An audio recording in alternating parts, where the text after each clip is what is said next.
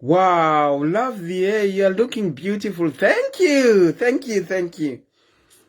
Imimi vana ndichakutrustei imimi munoti looking beautiful. Muchizondiendesa kumakuwa kuti rinenge zijembere. Ndachembera, vanhu vanomboziva ndachembera here weduwe. Doc Mark, how are you? Girande Sierra, how are you? Linda, how are you?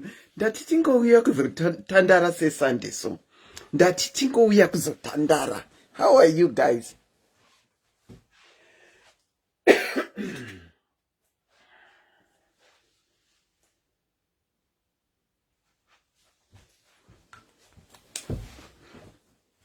How are you? How are you guys?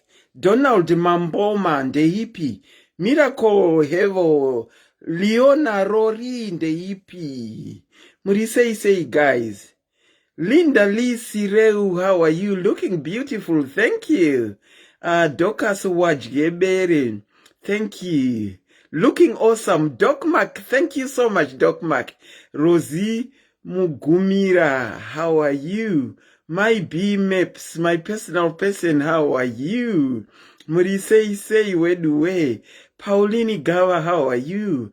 Anzina Pauline, hi, Auntie, how are you? Auntie is doing great, thank you. Beulah Kachkora ndeipi? Evelyn Warirai, say. Samantha Kadzomba, hi. Namushchindi, hello, Auntie Selina.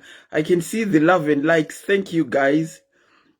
Linda, you are always on point at Timbo Kunyepere, and sure, Linda, sure. Nezuro ndakaona ndaifambwa vakomana ndaifambwa. The good part is I'm like munhu wacho wavari kufamba and I don't care attitude zvake. Sitabile story. Hello, how are you? Magabambare, age is not a limit, it's just a number. True, Magabambare, sure. Age is not a limit, it's just a number. My B-Maps ndakumoresa iwani. Any event deco, you look beautiful, Auntie. I always come here and see your infectious smile. Any event deco, thank you. Shepherd Tinashe, hello Shepherd Urisei. Christine T. Dankeni, you are stunning. Thank you so much for that. Miracle na gutumpanda wana wake huyu. Ethel mutambirwa, huyaititandare.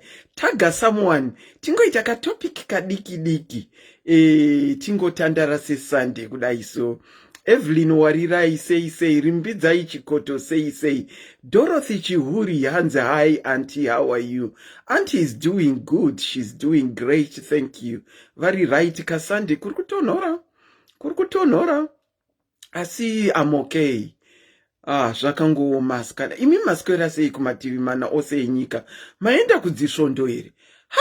Ndachinda kuuya palive. Ndinoona mudzisvondo makutoridzirwa napfutika. Hanzi ku AFM gunshots head at AFM. Handina kuzonziverengaku kuti istori iyei. Vakomana kurwira machechi nokunzvirwira nzvimbo izvi kwanetsa weduwe. Mandi Mandaza urisei, Hanzi absolutely beautiful. Thank you, Mandi. Prudence Kaseke, Hanzi lovely. Plexedes Shama, Hanzi Tasquera Auntie. It's nice to hear kuti masquera Plexedes. Elizabeth Butau Tete munofara here. Ndinofara zvangu. Ndana tsiere. Hanzi Auntie, how are you? Looking good. Thank you, Ndana. Cleo Nyasha Gomo. Murisei Auntie Selina ndiri right. Beulah Kachkora. Auntie nasi makanyanya. Mukuzore itiudzeiwo. Nezuru yainetsaka yezvandiri kuzora. Vanhu vese muri kuzora kuti ndiri kuzora mafuta ekwasisi meni. Andakangotengerwawo well wisher anogara kuAustralia uko akaramba kuti ndizive kuti ndiani.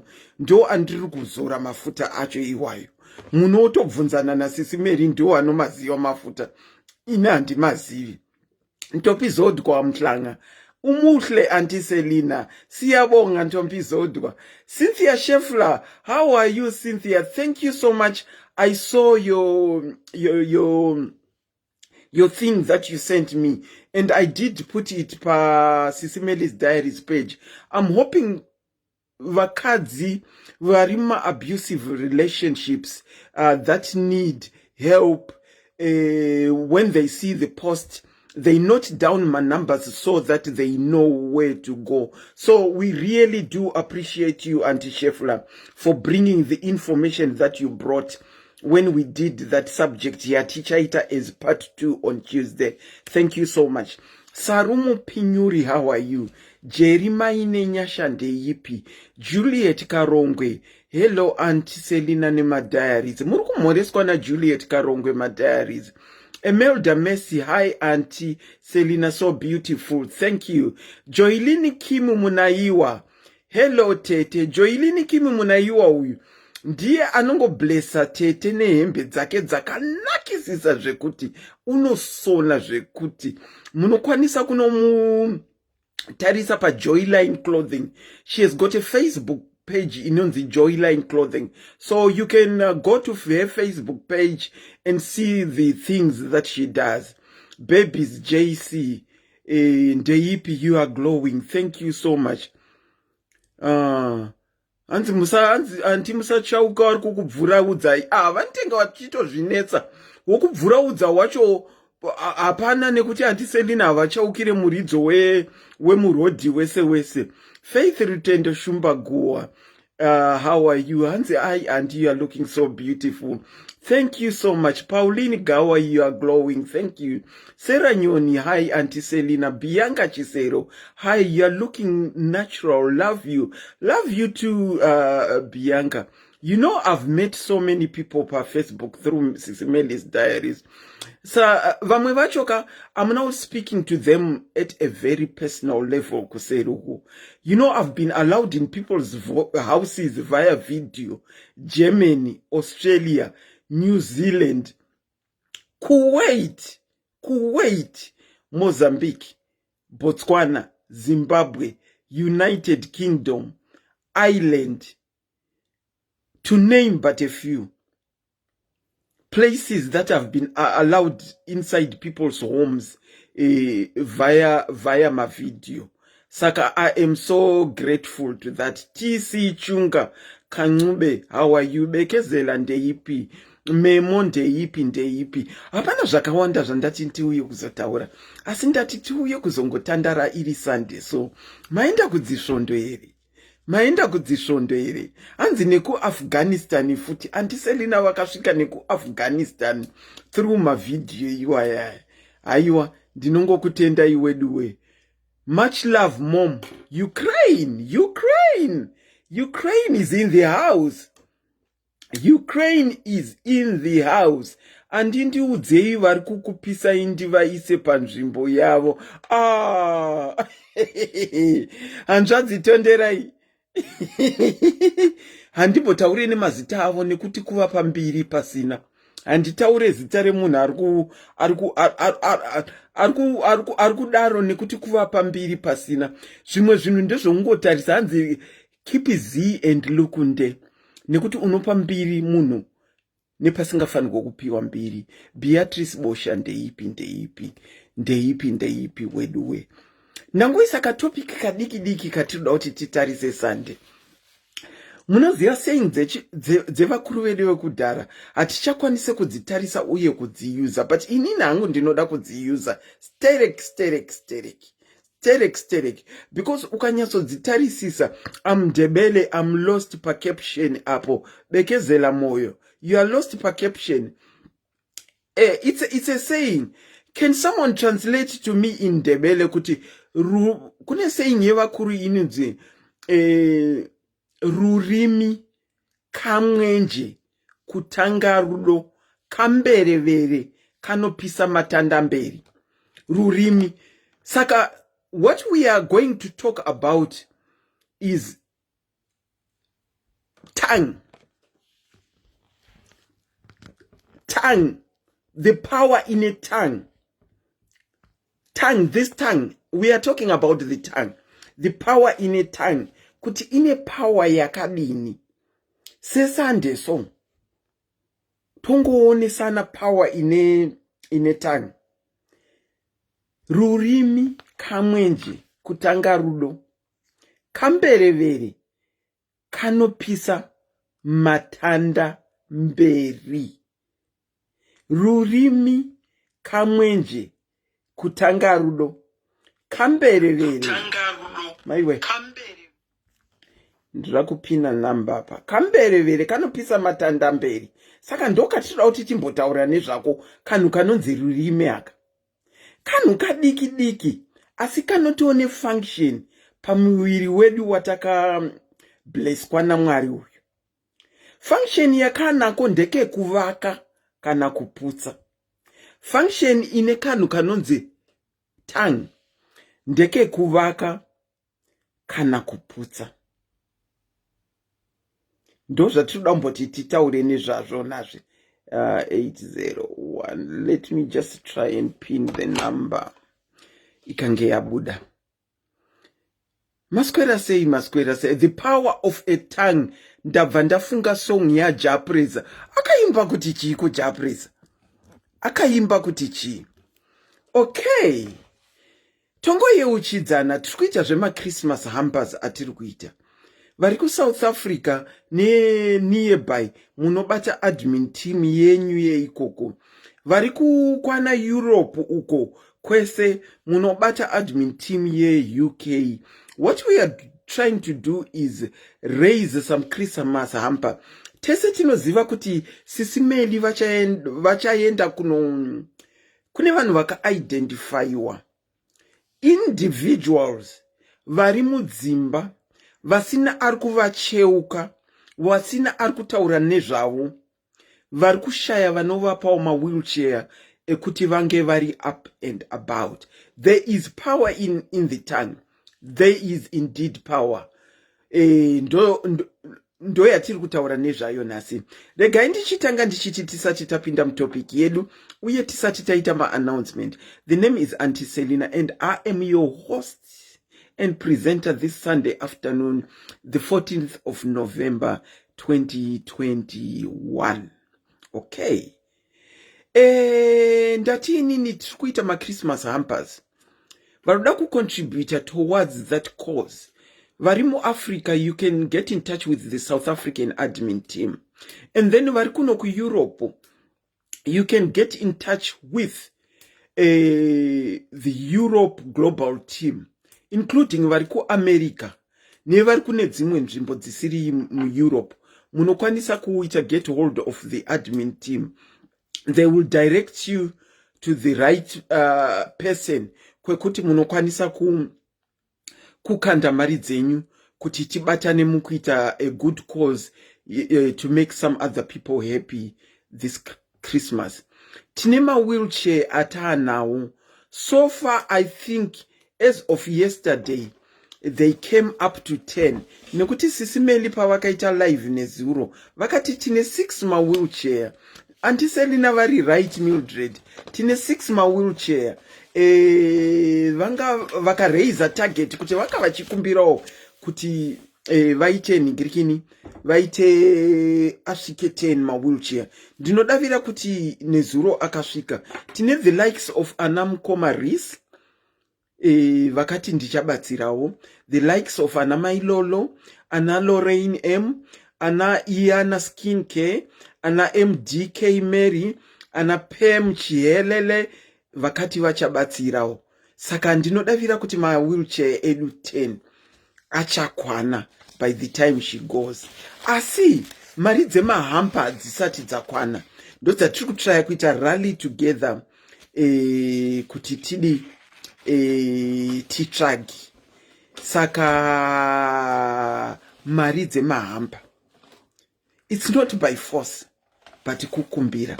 If you find it in your heart that you want to make some other people happy this Christmas by donating towards a hamper, get in touch with the relevant admins that are near you. And then the other thing is we have got our own shop, a diaries shop.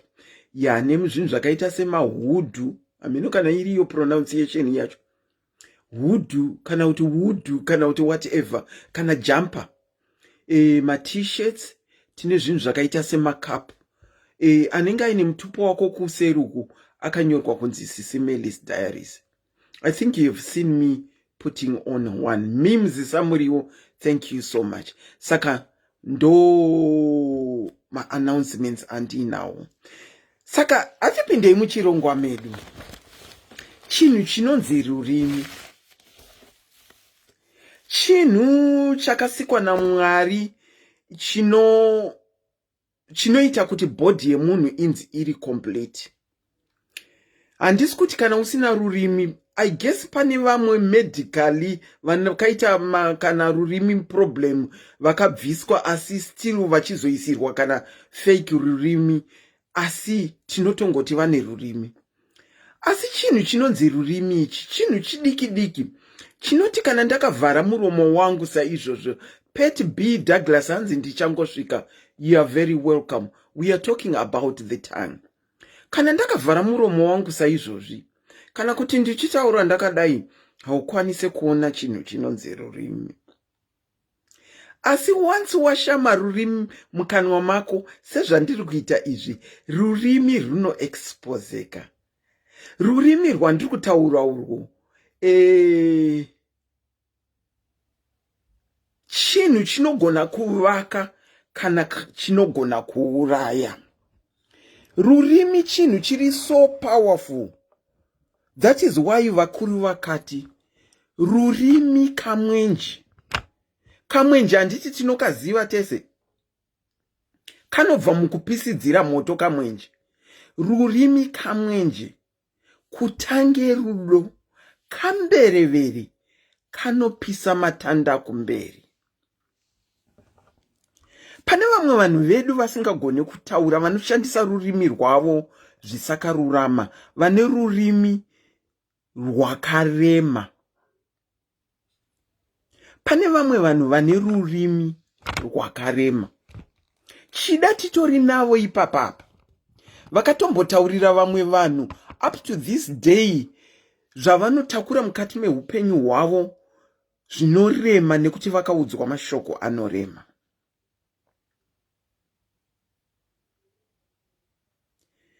Saka, what we are going to do is, it's a very short live that we are going to do, tichingoonesa.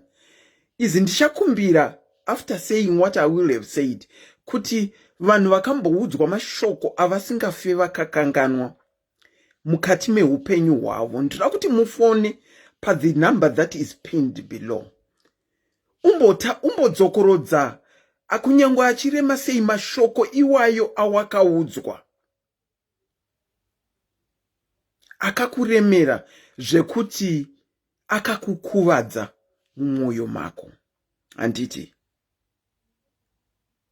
Kune vamwe vanhu vane rurimi rwavo rwakarema zvekuti vanongotaura chero zvavataura vasina kufunga. Asi mukudiscussa kwatichaita, ndoda kuti kune avo vari wise kana vari wisdom, kana vari kudzidzira, kana vari mazviri vari kudzidzira iko zvino, before usati wavhura mukanwa mako kutaura zvinhu zvinorwadza mumwe munhu,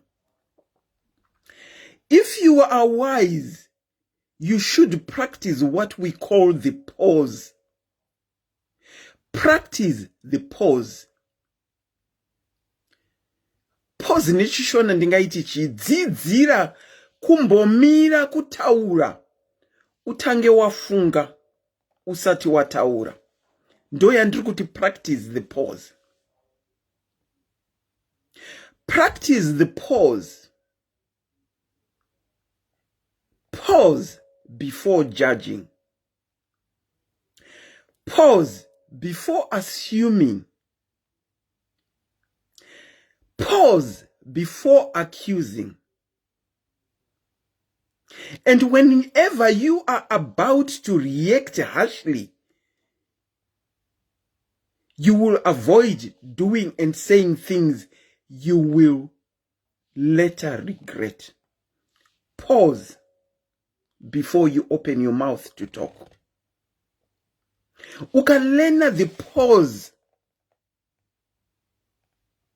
Ukapractiza what we call the pause. Unobatsirikana mukati meupenyu uye avoida kukuwadza mwoyo yevamwe uye unoavoida kuzvinyadzisa iwewe futi. So let's learn to practice the pause tisati tauser kafiery dangerous thing kari mukati memuromo medu. Vamwe vanenge vachifungira kuti chida kungotaurawo zvavo ende ndangotaura ndichingojoka. But mukujoka mako imomo chabuda mukati merurimi haukwanise kuchidzosa. Wakamboita point iya here yaunotaura chinhu and then usina kupractice pause yako and then wapedza kutaura what my God, why did I say that? By the time you're going to my God, why did I say that? It's already said. And what has been said, it's done. Zvatopinda munzeve memunhu. No matter ukati, tina mukoma Thomas chizhanje pano. Iwe Thomas chizhanje, iweka une musikanzwa mune munhu here madza. Ndine munhu. Ndine vanhu vatori pano vakawanda stereki. Ne vatori pamadiaries ipapo. Thomas haunzwe. Thomas ka haunzwe. Saka practice the pause. Usati wa accuser, usati wataurira munhu shoma shoko, usati wa judge, practice pause. Ndo zvatinogara tichitaura kuti kana munhu achiuya nenyaya yake pano pa live pano, haikona kukurumidza kujudge. Practice the pause by listening to what the person is saying before you react with your mouth. Nekuti karurimi aka kamberevere kanopisa matanda kumberi. Okay, having said that, ndofunga ndina kola ada kutotaura zvaakaitirwa kana kuti zvaakatotaurirwa mukati meupenyu hwake zvakamukuvadza zvekumukuvadza zviya nenyaya yekanhu aka kanonzi rurimi. Ndinokuchingamidzai pachirongwa kola, makadini maswera sei nesande ino? Aiwa taropafadza zvinhu maswera sei kwamureva tinokutendai nekuuya nesande kutitandadza pano. Pane zvakamboitika here concerning rurimi urwu zvakakugumburai zvakakukuvadzai? Handingati zvakandikuvadza hazvo as such, asi topic yenyu itopic yakanaka inobata inobaya mwoyo chaizvo. Zvikuru sei kune vamwe vese vandikasangana nezvinhu mashoko anotaurika mamwe ekuti vanhu vanongotaura so vasina kufunga kuti shoko ratataura iri rinozodemeja kana vamwe vanhu vakusvikira papi. Inini handisiri munhu ndakangodzwawo sorry kola makaisa paloud here? Aiwa handisi paloud. Hamuzi? Okay, all right, go on. Okay, so zvakaita nezvokuti ndakangonzwawo kuti kwai ndinonzi ndakauraya mai nababa. Sorry kola. Iwe Thomas hanzi ndanda kutokuda kutouya kuseri tiite matalks. Thomas chizhanjeka uya kuseri. Alright, uya kuseri tiite matalks acho. Sorry kola, go on. Thomas chizhanjeka uya anonoseri anti. Ndinozviziva.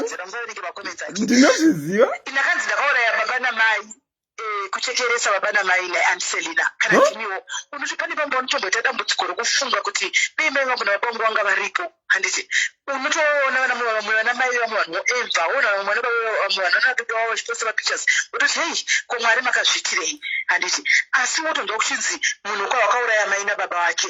Zvimwe munhu zvakutanga nemunhu wanika wani munhu ndiye anongotanga nazvo kutaura ka. Kune vamwe vanhu vasingafungi kuti chichokwadi kuti zvotospread. Baba vangu namai vangu vakafa ininika when ndichangopedza chikoro ndisati ndatomboita kana ndisina kana chinhu ndisati ndatombororwa ndisina kana anything. Saka wanzi wakatumuraya baba namai kuti urombe unovauraya uchangopedza chikoro usina kuti urombe usina kana chinhu. Kuromba chii chacho chaunonzwa unoromba kuti ungatanzi. Saka ishoko rokuti hazvinazvo kunyatsokuti tinoda angoti Mwari ameno vari kutaura munhu anenge akutaura chakaita musoro munhu hazvispreadesa izvo zvisvika azviitira iye no problem hapana chakashata. But shoko rokuti ukazozvifunga kuti pati munhu achinyatsa kufunga kutaura zvinhu zvakadaro akagara pasi anenge achinyatsa kufunga kuti kudii apa munhu azvaakuzivi amuchakambotsangana haatozivi nezvelife history yako ari kutaura wakauraya mai nababa wako pana mai zvinhu zvavabereki zvinhu zviri sensitive wakomana asi ndakaudzwa zvakawanda ndakaudzwa hangu zvinhu zvakawanda ndiri kunyepera ndakaudzwa zvinhu zvakawanda asi kuti ini ndoseka hangu hazvindibati ndongoseka bcause chokwadi chano chichiziva dzimwe unozongoseka but the problem is kune vaya vamwe vanozozvibhiliva kuti ndo chokwadi chaicho handisika vafamba nazvo anditi ndo panozoita dambudziko ipapo otherwise wochiziva chokwadi unongoseka kuti aiwo amene kokoko vanotoenga but zvikazoitira umwe munhu anenge asina kusimba maybe masimbiro anenge wakaita anomukira kuchipatara handiselina kana kutofa tinotaura ndiri kuti kana kutofa chaiko kumukira kuchipatara kana kutofa exactly kana kutofa andimona senge nyaya dzevabereki dzinyaya dzisensitive nyaya dzevana dzandoona vachitukanirana nyaya dzevana kuchinzi munhu akahura mwana munhu akazonzi akadai andimona inini andiselina pane munhu akambotora pane gosi rakambotora Kelly who doesn't know kuti Kelly munhu wese pamwana wanjodzi yangu who doesn't know that everybody knows kuti mwana webrother yangu but mwana akatrendwa mwana just a kid mwana ane 7 years akatorwa picture ikatrendeswa kuchinzi mwana uyu akahuriwa mene hachazivi munhu akahura naye nokuti ane bakwa revana vakati come on zvinhu zvokuti mwana anozosvika pakukura handisi ozozviona iye mwana wacho aripo achitrenda kuda and then what is going on andimazviona so unotoshaya kuti munhu anenge achitaura achigara pasi kuda kubudisa shoko rakadaro zviri kufamba sei hanzi totaura pasi handisombotara pasi tofunga there's something wrong nenetwork ndotaura chako zvitori slow I don't know what's going on nenetwork because ini ndikuonawo ndakasara pamacomments pane mwe phone ndikuona ndakasara ndosaka ndambokubvunzai kuti makaisa paloud here no hazvitombori paloud zvachose ende mwe phone ndakatoimuta ndikuona macomments chete okay wow so you see those kind of things and achingori chikumbiro kumazimbabweans kuti sometimes zvinhu zvatinotaura pamusoro tichiteduti kune vaya vatozvitanzi ini handinonoke ndotaura chokwadi I've said my truth for the love and likes kuti vanhu vauye pakomenti vazongesa malike yes malike uchamapiwa uchamawana pakomenti yako but iwewo wega handiti unozozvitongaira kuti komenti yandazoisa yaya handiona ndichiindwa pamwe vanhu vasipo pamasocial media apa zvinozoguma nekuita sei andimaona yes kuna vanotitwa tiva namafira kureva isusu mativa namafira kureva tinotofira tataura tofira mukureva andimaona yes wafira mukureva kuda kufadza chaunga tisingakuzivi munoziva kuti kunonzi sometimes munhu waunenge uchibhasha iye unotuka everyday anogona kuyambutsa handiselina mukuziva nini musi unoitaridzai a very powerful ghost raindita madhende munozviziva ndiweni mascriptures ndati handisati kuti ndeze mascriptures aya ndakanga risimo here muinbox mangu musi unoitaridzai chitumbira marereti rarisimo here pupura kana chinepa True. Saka ina ndiri nokuti ndinochengeta chigumbu kana kuti ndiri munhu wekuti ndine magaraji nema-screenshot auya ataiudza inotogona cheka sana chienda kuti ona ichitoita seiyeni watinoti ndainzopinda here ndaimuentertaina here andaimuentertaina nditi True. So mashoko aya akauya hauzive munhu andotaura mashoko mangwana upenyu hwiti kuroteta ivhiri handizive kuti mangwana tinofuma tida muyeukuya kana yamildred uyu andimaona kana kuti umwe munhu yaedvedini aripoyo asi ndakambomutuka ndakanganwa kuti ndakambomudaenda kuna tsvagari paseko ene ndiye munhu apamba purembonzondibatsira saka marurimi rwedu ratinotaura even kana tiri mukutukana mamya guys chikumbirawo kumadiaris kana makonana muchitukana tadii kuti titukane isusu pachedu tisapinze vana baba vana mai varume venyu vana venyu vasiri pasocial media because vandapinzana naye ndiwe tongopedza tiritu tongotukana tiritu tosiya zvekupinzana nevana anditi tosiya zvekupinzana nevana tosiyazve kutaura zvakawanda wanda. Here is the thing, SIS MELLY. Even if uri mafira kureva fufu soko hai, even if uchizviti ndiri mafira kureva ndinotaura chokwadi, mukutaura chokwadi mako, you should practice the pause. Have wisdom to choose the right words. Wotaura chokwadi chako chauri kuda kutaura. Problem is vazhinji vari kuita ndiri mafira kureva ndinotozvitaura chete, but vasina wisdom yekutaura zvavari kuda kutaura. Therefore mukutaura kwavo zvavanenge vataura about mumwe munhu vatokuvadza kana kuuraya mwoyo womumwe munhu. I think that kwavari kune those kind of people, I think kwavari that is the donation. That will be the mission yekuti ndatopedza nayo andimaona kuti atomuwina of which hapana kuwina hapana kupedza ndakaita kuti ndachakonja nelife yake but kuri munhu anenge asiri that strong watomudistraya zvachose today speaking and Selina, yes I understand kuti inini kanyandaituka nekuti ndasenga people would bring zviro zvamunhu nemunhu ndaitoita zvokuuraya maire munhu ari kuti ndasingandizivi asi dambosangana neni zvachose aizva zvokuti upi uyakazora like dzaingori nyaya dzavaiclearance munhu ari kulanda andisanazoramboenda kulanda una ndinozivi andisiya omotaura but kune vamwe vanhu gurupu chatobhinyi vanofamba nazvo anomaona makona kadai wosvika pumwe yamikomo naiwokuraya mai wokuraya vaberekiwe kauti saka munhu zvakatogwa nemunhu like I remember practically one day Zuma was doing life yake achida achichoka but we kept under wraps for quite a long time kuti unaziva chisikaro chemasisters chaingo chakaferi like before remember ndandishakinda nezvekuita pamakamera izvi so vanhu vaingoziva kuti chingo chambobva dandisi like inongoziva how it is so one day like ameno kuti angabuda kutitaurawo kana kuti hatizivi like kungoti chinokuya cousin sisters then palife yake ari kupfeka chireero ndinewomukosi sangu andinavo ka munovaziva but sivavo ka ende zvako mudambokudanya nyaya dzasisivavo vakamboita amtrobari vakabata kuti like it was a sarcasm yaita chida kuudza vanhu like introducing to people about talking to people about me anomaona so zvekuti akuita sarcasm handisadiya that comment statement ro spread like fire muri kunzwa like fire kunzi vakati amtrobari vakazobatwa kuti vakatosungwa vakazo maiwekari ndakasikinaiziva wanozvaombaona zvikanzoendi vanhu vanopinga ndekindani sarcasm yako yatotorwa yakaitwa statement and now people are believing yakaitwa into reality anomaona so it's something chekuti hazvo kana zvisina kuzviita unongoti hambeni koko anomaona woseka ako but handizoziva kuti togumira papi handizozvi kuti tingagumira papi yose vanhu but maybe madhayaris tichikumbira kumadhayaris zvomaine life and Selina madhayaris mukufamba kwamunoita biiti ndiani biiti munyaya wamufariri zvokuti mashoko amunenge muchitaura muchitizana nevanhu ayaka tidzaigaisa zvinhu zvacho hatizivani pafacebook hatizivani zvachose pano takachaukama hwedu panapa pakutukana pa let's be sensitive mashoko mamwe atinotaura because I believe kuti wawega uri munhu ka unozonyatsa kuwa but mashoko andataura yaka but pane personal case andisi mashona pane personal case saka mashoko atinotaura muka vatingodzidzai kuti Rurimi ka stiki wali yemechisa inopisa London yose zvachose yemechisa can bend the whole London zvachose wow. Thank you so much for your contribution, caller. Thank you so much. Thank you, Auntie Selina. Thank you, bless you. Tatenda. Thank you. Wow. This is mainly vari kupawo contribution yava. Zvinobuda mukati memukanwa memunhu.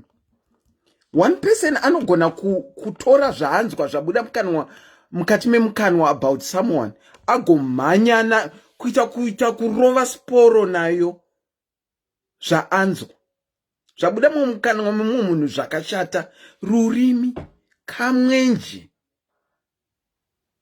kanopisa matanda ari kumberi, which means pazvinotaurika zvinoita kamwenje, asi zvataurika zvacho pazvinozofamba zvichifamba kupisidzira kumberi uku zvekuti it becomes a big fire. If you have got something to say about the topic that we are discussing this afternoon, the number to call is pinned below. Wakamboudzwa here mashoko nemunhu akakudisturba mukati meupenyu hwako, kana kuti auchiri wakabatirira nhasi, kana kuti akataurika kwauri asi akaita kamwenje kekupisidzira, even musha paukama hwenyu, not only pa social media kana pashamwari asi paukama hwenyu. Ndati ngati kana uine wisdom, uri munhu ane wisdom, you should practice what is called the pause. The pause is tanga wafunga usati wataura, nekuti once wangotaura zvabuda, there is no going back. You've already said it. No matter kuti uchati sorry, you've already said it. Zvakafanana nekuti tine munhu, it's just an example. Tine munhu ari kutambura nembereko. Tine munhu ari kutambura nembereko. Womutuka kuti zingomwa.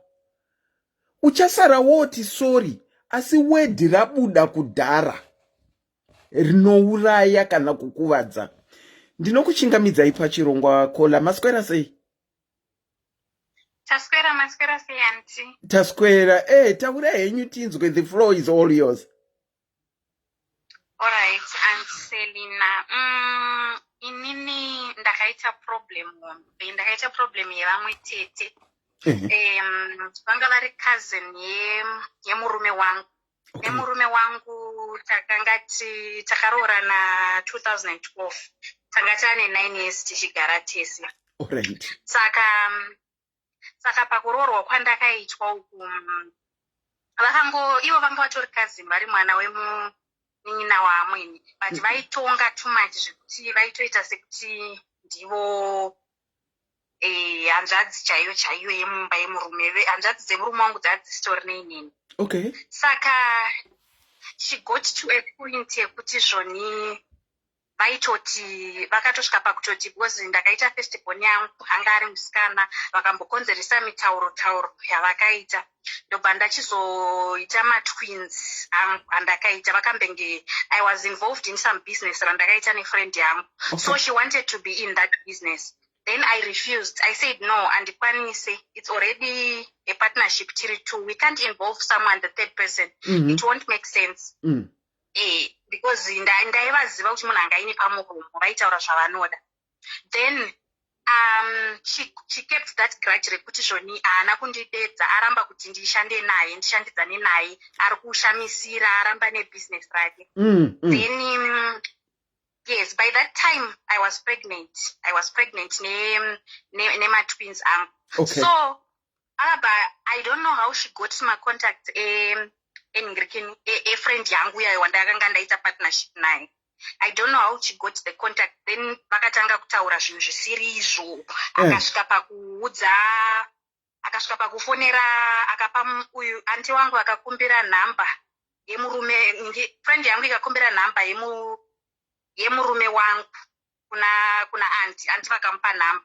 Then friend yangu started kutowirira naanti vangu, akutovaudza kuti akutovaudza murume wangu kuti mukadzi wako ihure chichichi. They tried kutondidestroy, but shoko iroro rekuti zvoni mukadzi wako ihure apo I was pregnant, vakutotanga kutoti even pamiri paainapo ipapo tinotofungidzira kuti hapasitombori pehanzvadzi yedu chichichi. Munoziva panguva iyoyoka murume wangu maybe akangoitira kuti because I was pregnant akangoti siyana nawo. I cried. Ndikatombogara pabuilding randaigara pa3rd floor. Ndikatombosvika pasituation yekuti ndakamira pawindow repamba ndichida kuzvidonhedza ndine nhumbu. And by that time I didn't know kuti ndakatakura matwins. Skani hainambobvira yaona kuti ndine matwins. Then after that ndasununguka matwins angu, ndakasununguka zvakanaka. She started again kuti vana ivavo havasitomborere kumba kwedu chichi. But munoziva zvinhu zvakatoramba zvakabatirira muhana yemurume wangu zvekuti takarwa. No matter how I tried, she was always fighting nemarriage yangu nemashoko avo until takatozongoseparatana. Makatozoseparata nemurume? Takatozosvika pakusiyana because ivo vanga vato-involved zvekuti vaitogona kutotsvagira, because tongogara musame area, vanga vakutoita zvekutotsvagira murume wangu ma-girlfriends. Then she even started kufona pafoni yangu inini vachitondituka nemahure vaitoboza ma-girlfriends acho anenge ri shamwari dzavo. So they would make a team wototanga kutondituka. We were always fighting nemurume zvakutokonzeresa ma-problems. Kusvika murume wangu akatongomuka mumwe musi, akatongorongedza hembe dzake akatoenda. He left me. It's now 1 year. Wow. Atoenda. Saka how are you keeping? trying. It's difficult. It was difficult mazuva ekutanga because I couldn't believe kuti zvatozosvika pakudai murume atongotakura hembe dzake atongoenda. It's not easy and tine vana 3. Wow. And chinonyanyorwadza ndechekutoti zvavakaita ivo havazvioni because after that murume wangu aenda pakatozoita I tried kuudza vamwe tete vemba vanosirwa nemurume wangu kuvaudza kuti hanzvadzi yenyu atakura zvinhu aenda. I was hoping kuti pamwe sezvo vari mhuriwo vachaita something, vachataura nemwana wamai vavo kuti zviite, but hazvina kushanda because I think tete vaya venyaya dzavo dzavaingotaura vane power, saka vakainstola zvavakainstola mupfungwa dzehama dzavo. Saka hapana akakwanisa kumira neni nanhasi, hapana akambobvunza kuti mai guru chichakaitika, vasei vana muri kuita sei, hapana akatombobvunza. But inyaya iyo yekuti mashoko vanhu vakatanga chiri chigumbu chekuti aregerere kundiinvolva pabusiness, but zvakatozondikostera marriage yangu. I even got to a point yekuti ndaida kuzviuraya chaiko. Wow. Saka zveshuwa ishuwa kuti vanhu vanofanira kutanga vafunga vasati vaita zvimwe zvinhu. It's not good at all. Wow, I'm so sorry to hear what you went through, Colin. Honestly, ndine urombo nezvawakaenda through nenyaya yezvinhu zvakangotanga zviri mashoko zvikatozospreada like fire, zvakupindirwawo neveukama to the extent that you're saying you even tried kuenda upenyu hwako nekuda kujamba. Also zvikatozoputsa muchato wako. Ndine urombo kudzoka zvakadaro, Colin. It's okay until I thank God that I'm coping at least. Yeah, it's okay. Tinotenda Mwari nazvo zveshuwa. Thank you so much, Kola, for calling. A very good afternoon to you. Okay. Thank you, Auntie Selina. Wow, thank you. Handiti tiri kuona kunokwanisa kusvitsa tongue yedu. Kunosvitsa kuti munhu atsvaye kujamba nepawindow kuda kuzviuraya. Ndinokuchingamidzai pachirongwa masikati akanaka. Hello, masikati akanaka. Ndinokuchingamidzai pachirongwa SIS MELLY's Diaries. Masikati akanaka, Auntie Selina. Maswera sei baba? Taswera maswerawo. Chekutanga ndoda kukutenda ine topic yamaisa zuva ranhasi. Tinozvikudza baba. It's a very important topic, and also I would like to sympathize nehanzvadzi oro mwana abvapo panguva yadarika iyoyi. Sure baba. It's so disheartening to understand kuti pakashanda Rurimi kuti mwana uyu imba yake iputsike. On top of that, she's now traumatized to an extent that she even wanted to take her own life. Zvokwadi. Izvona zvinorwadza. Right. You see, pane chinhu chinondinetsa. Ndiri mudhayari anoteera zvikuru, handiwanzokomenta zvangu asi ndinenge ndichidzidza because we learn a lot from this platform. Oh, thank you baba. Thank you. We are happy to hear that. Right. Yeah. So the thing inoitika ndeyekudai, so Auntie Selina, people they forget one thing. The first thing ndeyekuti, why was internet discovered, and whoever discovered my social platforms, what was the purpose and the reason of these social platforms? Okay. Right. Firstly, the people who started these social platforms were a group of friends vanga vari kuchikoro. So they wanted to assist each other and they wanted to connect after school. You understand? Okay. And it on. Now, after that, they found out that what they were doing could be big business, and they went further until we started having platforms like my Facebook, my WhatsApp, my Instagram, my Snapchat, and all that. Now, coming to the tongue, Rurimi, handiselina munhu nhasi akakuti uri muroyi, chero iwe usati wamboona muroyi paupenyu hwako kana kuziva kuti muroyi chii. Even ukati ndine thick skin, that is going to affect you. Ya muroyi apa You understand? I'm just using Moroi as an example. And when it comes to women, yeah, it's becoming very fashionable right now that people who have got a dysfunctioning mind, vanokasika kuti kumunhu ihure, vanokasika kuti kumunhu akambodai impavha and all that and all that. Baba, ndimbokubataiwo ndida kustressa something. Baba varikuti to people that have got a dysfunctioning mind. Ndinodzokorora zvavataura.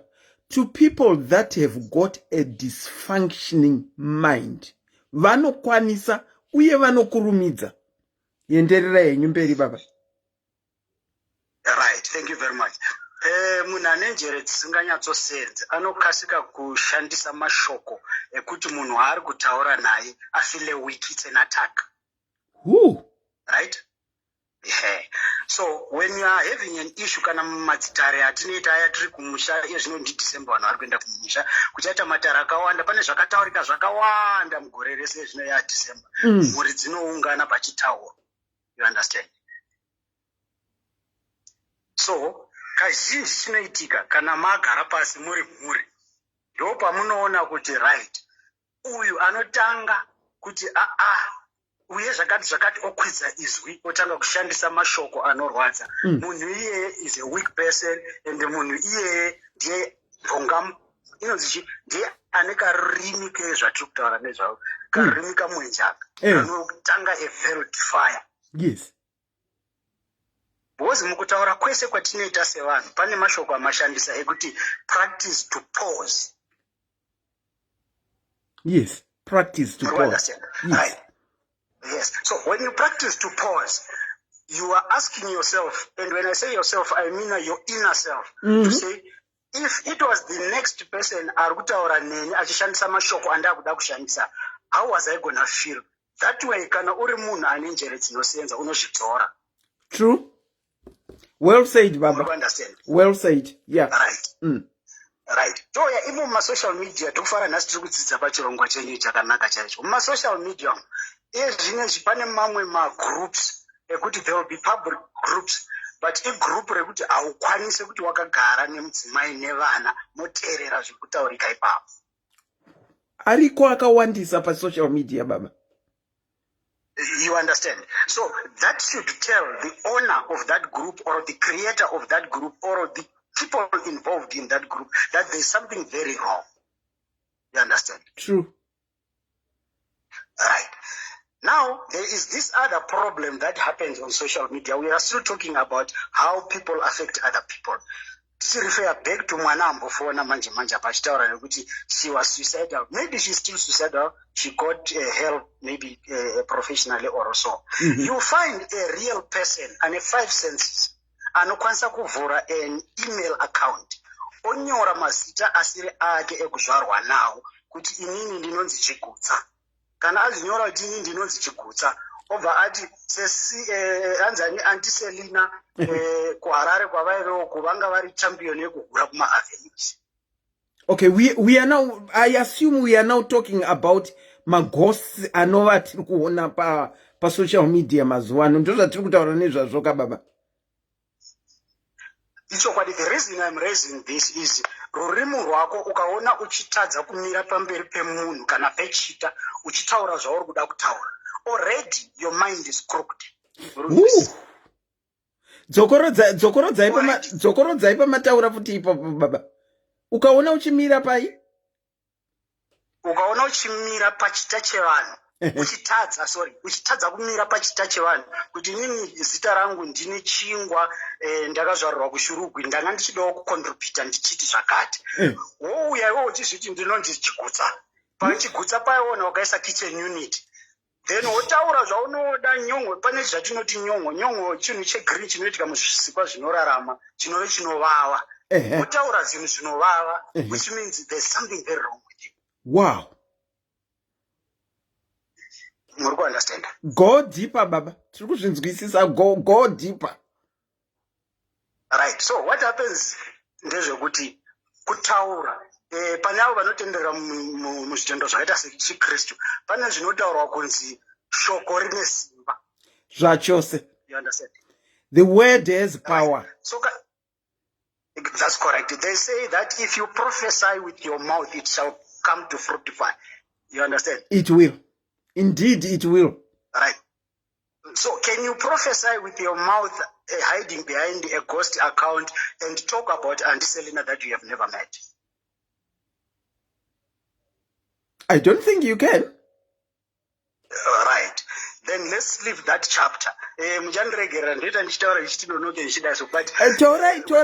Torai nguva yenyu baba and go really deeper on the tongue that we are talking about. Murikuuya nema-points are very valid. Torai nguva yenyu so that we understand. okay. Okay, ndinotenda zuva resande nhasi takakomborerwa mwaenda mumachechi wamwadzoka mwachiriko saka zvinofadza chaizvo katitaura zvinhu zvakadai ndambopa muenzaniso kuti gore rapera vanhu vachaungana mhuri zhinji dzinowana nguva yekuungana panguva yemazororo akaita 6 mumwe munhu anochengetedza mari kuti pakings toda unosangana aidha kumusha kana ndichiti kumusha vamwe vari kugara mune dzimwe nyika vamwewo vanenge vari mumataundi vamwe and all that, but there will be family gatherings. This is a period inoita kuti vanhu vakawanda vaite family gatherings. Ndizvozvo. Now there is this other one person anenge achizviudza kuti inini pati kunosangana chete ndoda kusvika ndichimuudza Auntie Selina iyeyi, ndoda kumuudza straight kuti iwewe zvikadai. This person for the whole 11 months is planning to come and say whatever he or she wants to come and say to you. But that person must take time to reflect. Say, after telling Selina this, what is going to happen? True.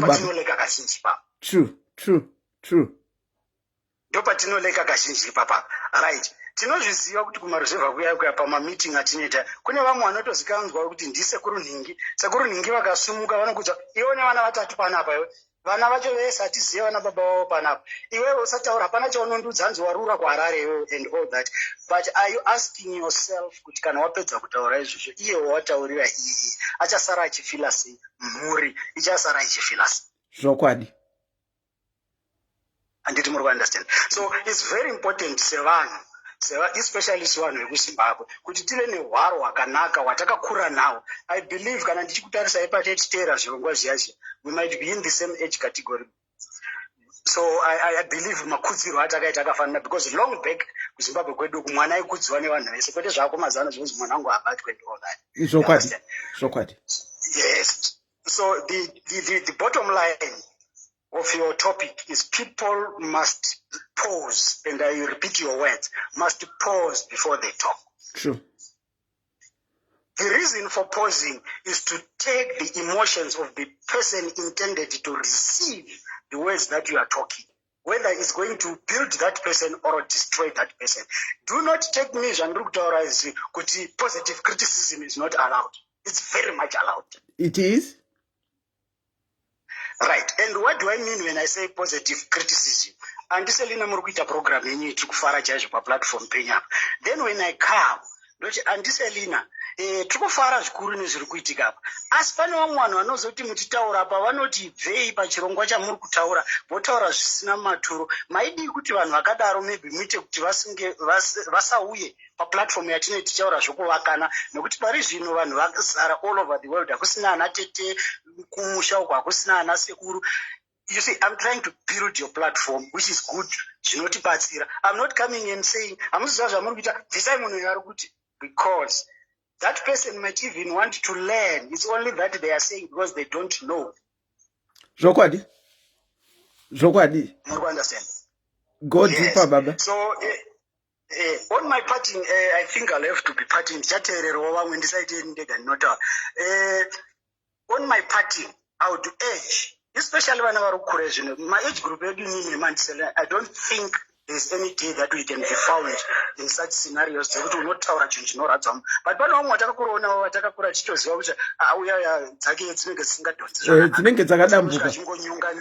exactly. I would urge people to do this. Even if you have been insulted in a moon, before you answer back, I want to teach people to pause. And to pause, what I mean is, count 10 in your heart Mm-hmm. before you answer the next person. The reason I'm saying count 10 into your heart is for you to digest zvataurwa zviya and prepare your answer in a manner that is not going to be confrontational. Ndotenda handiselina ndafara zvikuru nhasi ndaitawo first caller pachirongwa chenyu asi ndafara netopic man uyezve before I go ndoda kuti vana vezimbabwe siko tichiti panotaurwa zvakanaka kudai hatiungani neudzamu asi pane paitaurwa mamwe matopic muna inogoma 2000 3000 ndaikumbira kuti panotaurwa zvakadai ngatiunganei tidzidze tidzidzisane tikwanise kuvaka isusu nevana vedu nevazukuru vedu vachauya. Ndatenda. Thank you so much, Baba. That was well expurgated. Thank you so much, Baba. Tatenda. Thank you. A very good afternoon to you. Wow. Baba vataura sezvazviri. I don't even need to add or subtract. He has said as it is. Ukaona uine rurimi rwakabenda rusingagone kupractice the pause before you say anything, you've got a dysfunctional mind. Ukaona uchitadza kumira kuti udigeste before you say something that will hurt someone, you've got a dysfunctional mind. He has talked about my ghosts. It's not all ghosts that are bad. It's not all ghosts that are bad. But let's remember also, a ghost is a ghost. In your real life, would you want to be confronted by a ghost? And how do you know it's a good ghost? Because maghost tinongo amaziva ari zvinhu zvemanheru zvinotyisa, zvinhu zvausingadi kuita come across. That is the problem with being a ghost. And he was saying, if you hide behind a ghost, usingataurire munhu wacho odzvikudzai hai up front, you've got a dysfunctional mind. A very dysfunctional mind. If you want to share something, the number to call is pinned right below. Nasi trikutaura nezve rurimi kamwenje, kutanga rudo, kamberevere, kanopisa matanda kumberi. Kanaita kamwenje wataura, zvawataura, mashoko asakarurama pamunhu. Asi, kanozopisidzira, kaku digestwa nemunhu wawataurira. Like this other lady who shared kuti aimira pawindow remu third floor achida kujamba kuti angozvipfuudza. Uye marriage yake chaiye yakatanga zviri zvimashoko zvaitaurwa navatete yakatozosvika pakuparara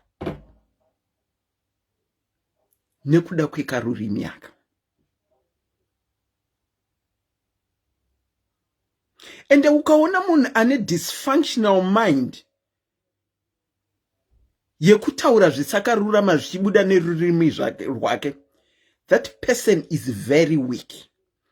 I can assure you, munhu ane dysfunctional mind anoshandisa tongue kutaura zvisakarurama is a very weak person.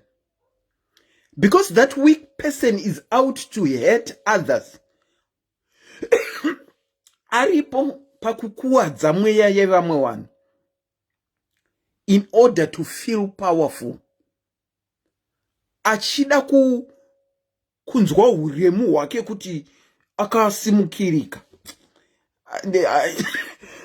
Unfortunately, I can't really translate it. But let me say it in English, however. Munhu ane dysfunctional mind anoyuza rurimi rwake to hurt others in order to feel powerful, you are extremely weak. So I'm saying even to my ghosts, because notaka kuona ari maghosti pa social media. Taudzwa matangira akaita social media ekuti yakatanga nema students aida kubatsirana zvechikoro, but vakatoriona riri business. Vakaita take advantage. and it is that is allowing us to be talking matopics akadaro asi ratangwa riri zvechikoro. Ndati inini ku most of my ghosts, but let me also say a ghost is a ghost. A ghost is a ghost. A ghost chinhu chiri undesirable kusangana nacho. Saka kuti titi kune ma friendly ghosts. Vakomana, how do you know it's a friendly ghost? A ghost is a ghost, as I said. How do you know it's a friendly ghost? How do we know? Because hapana ane shuwiro yekusangana ne ghost pakati pedu. Pana ane shuwiro. Manheru uchifamba paya wasangana ne ghost. Ungamire.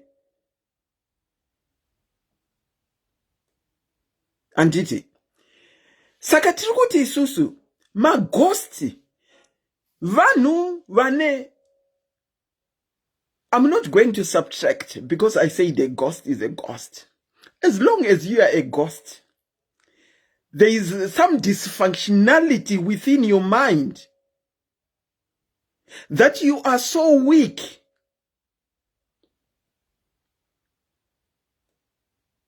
and you concentrate on hurting other people in order to feel powerful behind a ghost. Today I am saying you are very weak. Because kana uchida kuudza chinhu andiselina kuti munenge rurakidza unge zijemberi. If you want to say it in a nice way, practice the pause.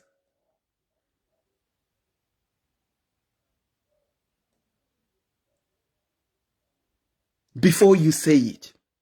I'll give myself as an example. Anditi. Rurimi, ndirakupa example ye Rurimi. Example ye Rurimi. Let's say you have discovered kuti antiselina kugeza kunenge kurikuleka kana kuti antiselina vane kamwe kamunhuwi kanobuda pamingirikini kanobuda pavari.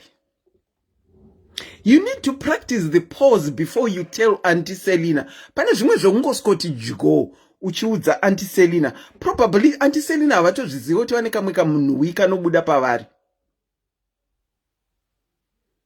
Anditi. Havatozvizivi kuti vane kamwe kamunhuwi kanobuda pavari.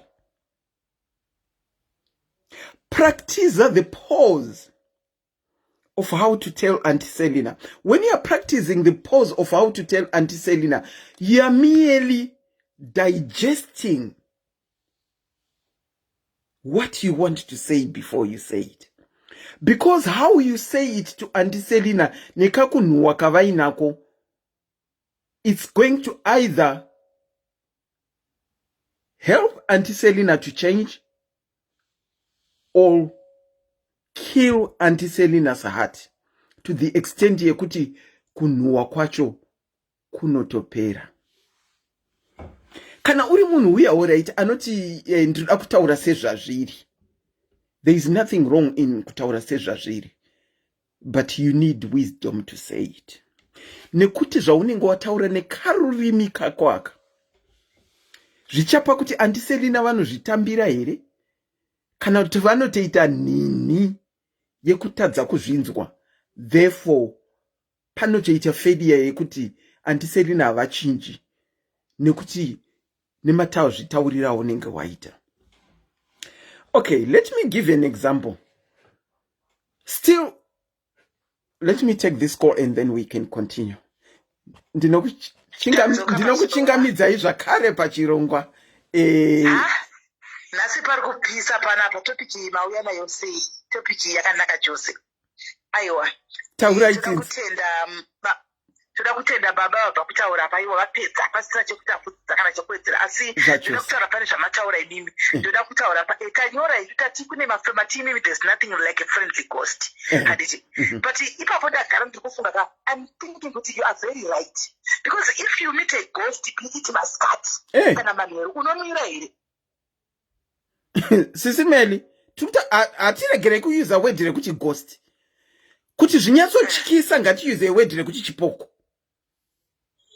Alright, whenze kuti chipoko chati kutaura handitika as much as tine zvipoko zvatoziva kuti asatambozora zvichituka vanhu asatambozora kuti zvine maybe pane mareasons, but on the other hand chifungowo futi zvakare handiti kana kubata kwako uchipfekwa sutu kuchinzi basa wako unopfeka hovhorosiwo everyday handiti unoenda here nesutu mubhegi kuti kana panzi kunopfekwa hovhorosi chichazochinja ndozopfeka sutu yangu time pabasa achibvumidzwa handiti kuti kana uchingori ghost ka ringori ghost, how do we know at some point kuti tichiri ghost rakadai so this person cannot capitalized one day kuti nandisikami opedzera kungotaura zvimwe zvinhu zvisiri izvo zvakare kungoshauta vanhu because ane ghost account. Sisi Melly poko chinongotyisa. Regai ndikupei imwe example.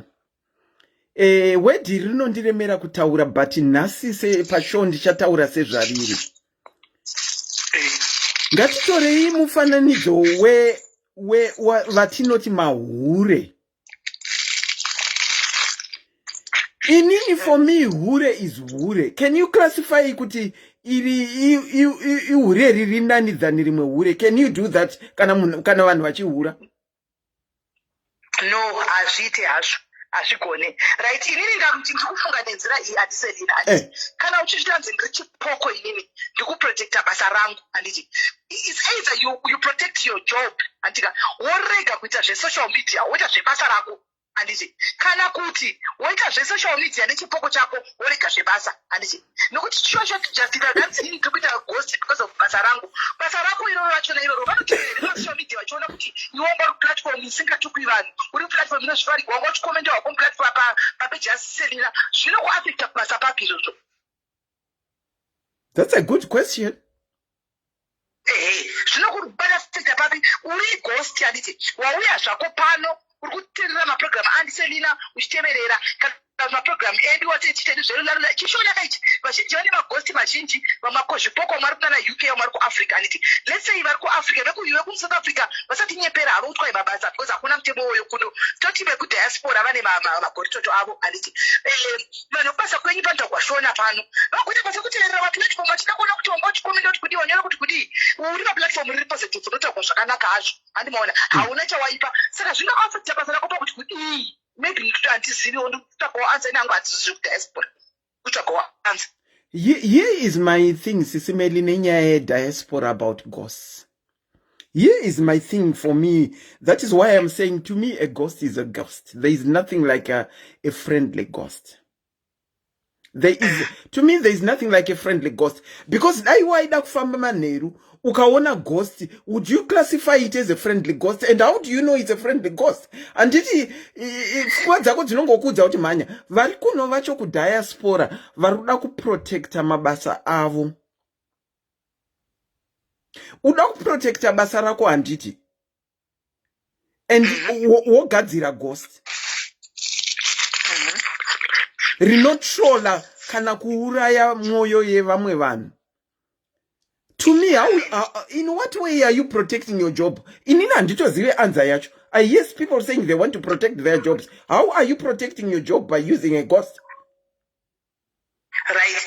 There's a comment in your Marilyn Mary visa. You protect your job by making your profile private to a place. Right.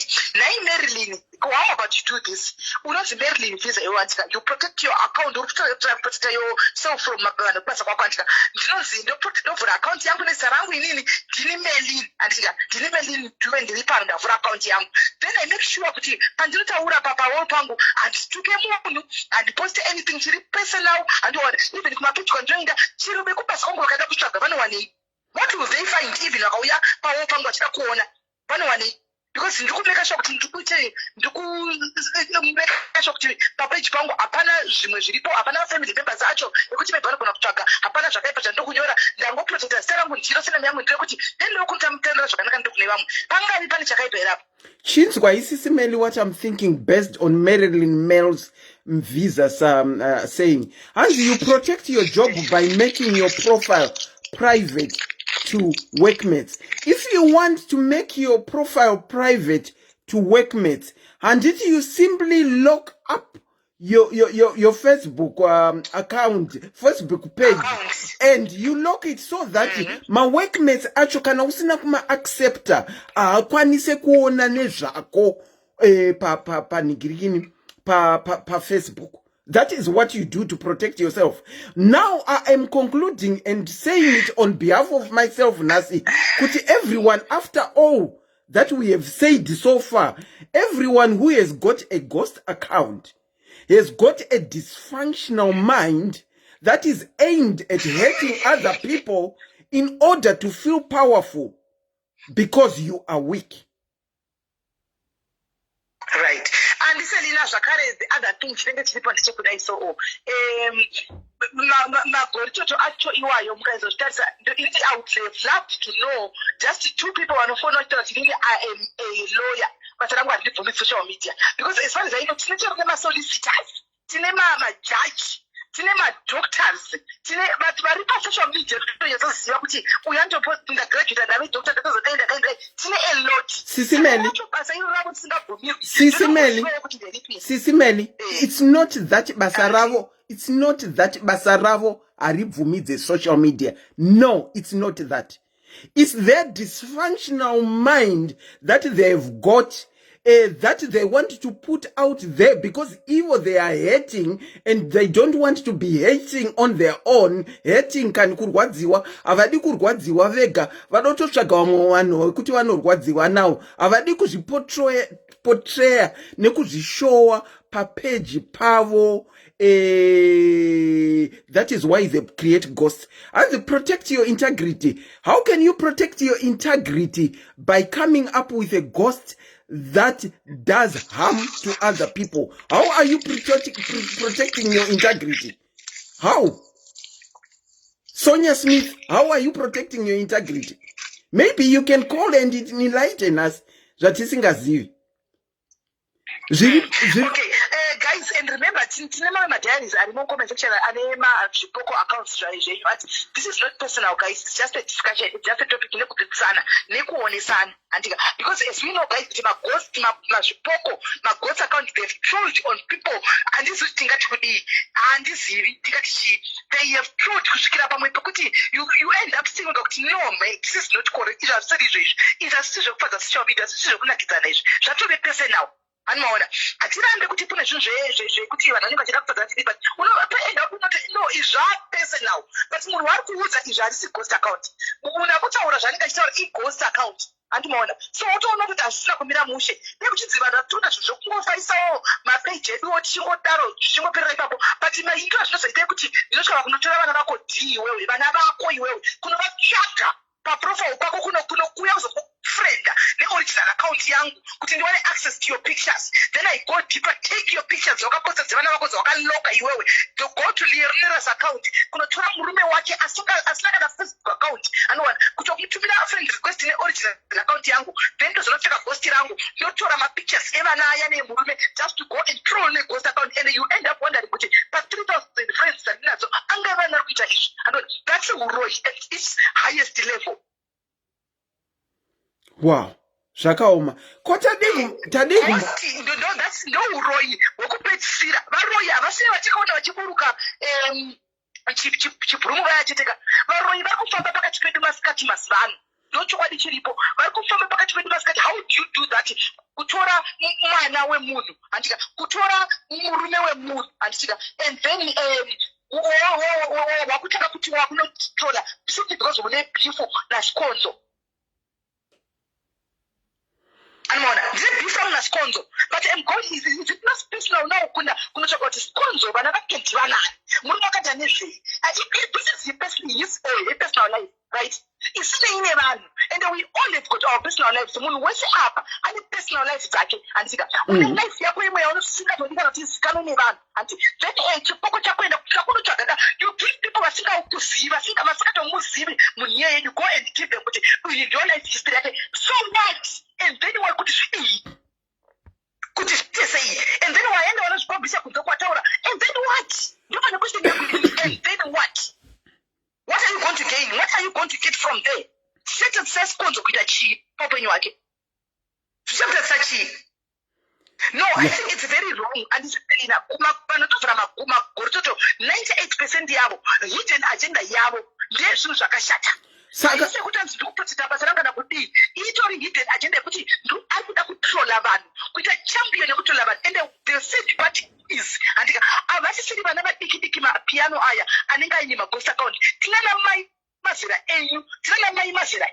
andimaona atinenge tichitoita vanotori nemaghosti aiko akamirirawo izvozvo andimaona. It's so sad kuti all right, we come tomorrow vana tidiki tinenge turi apa tinodzidzei anoona from us.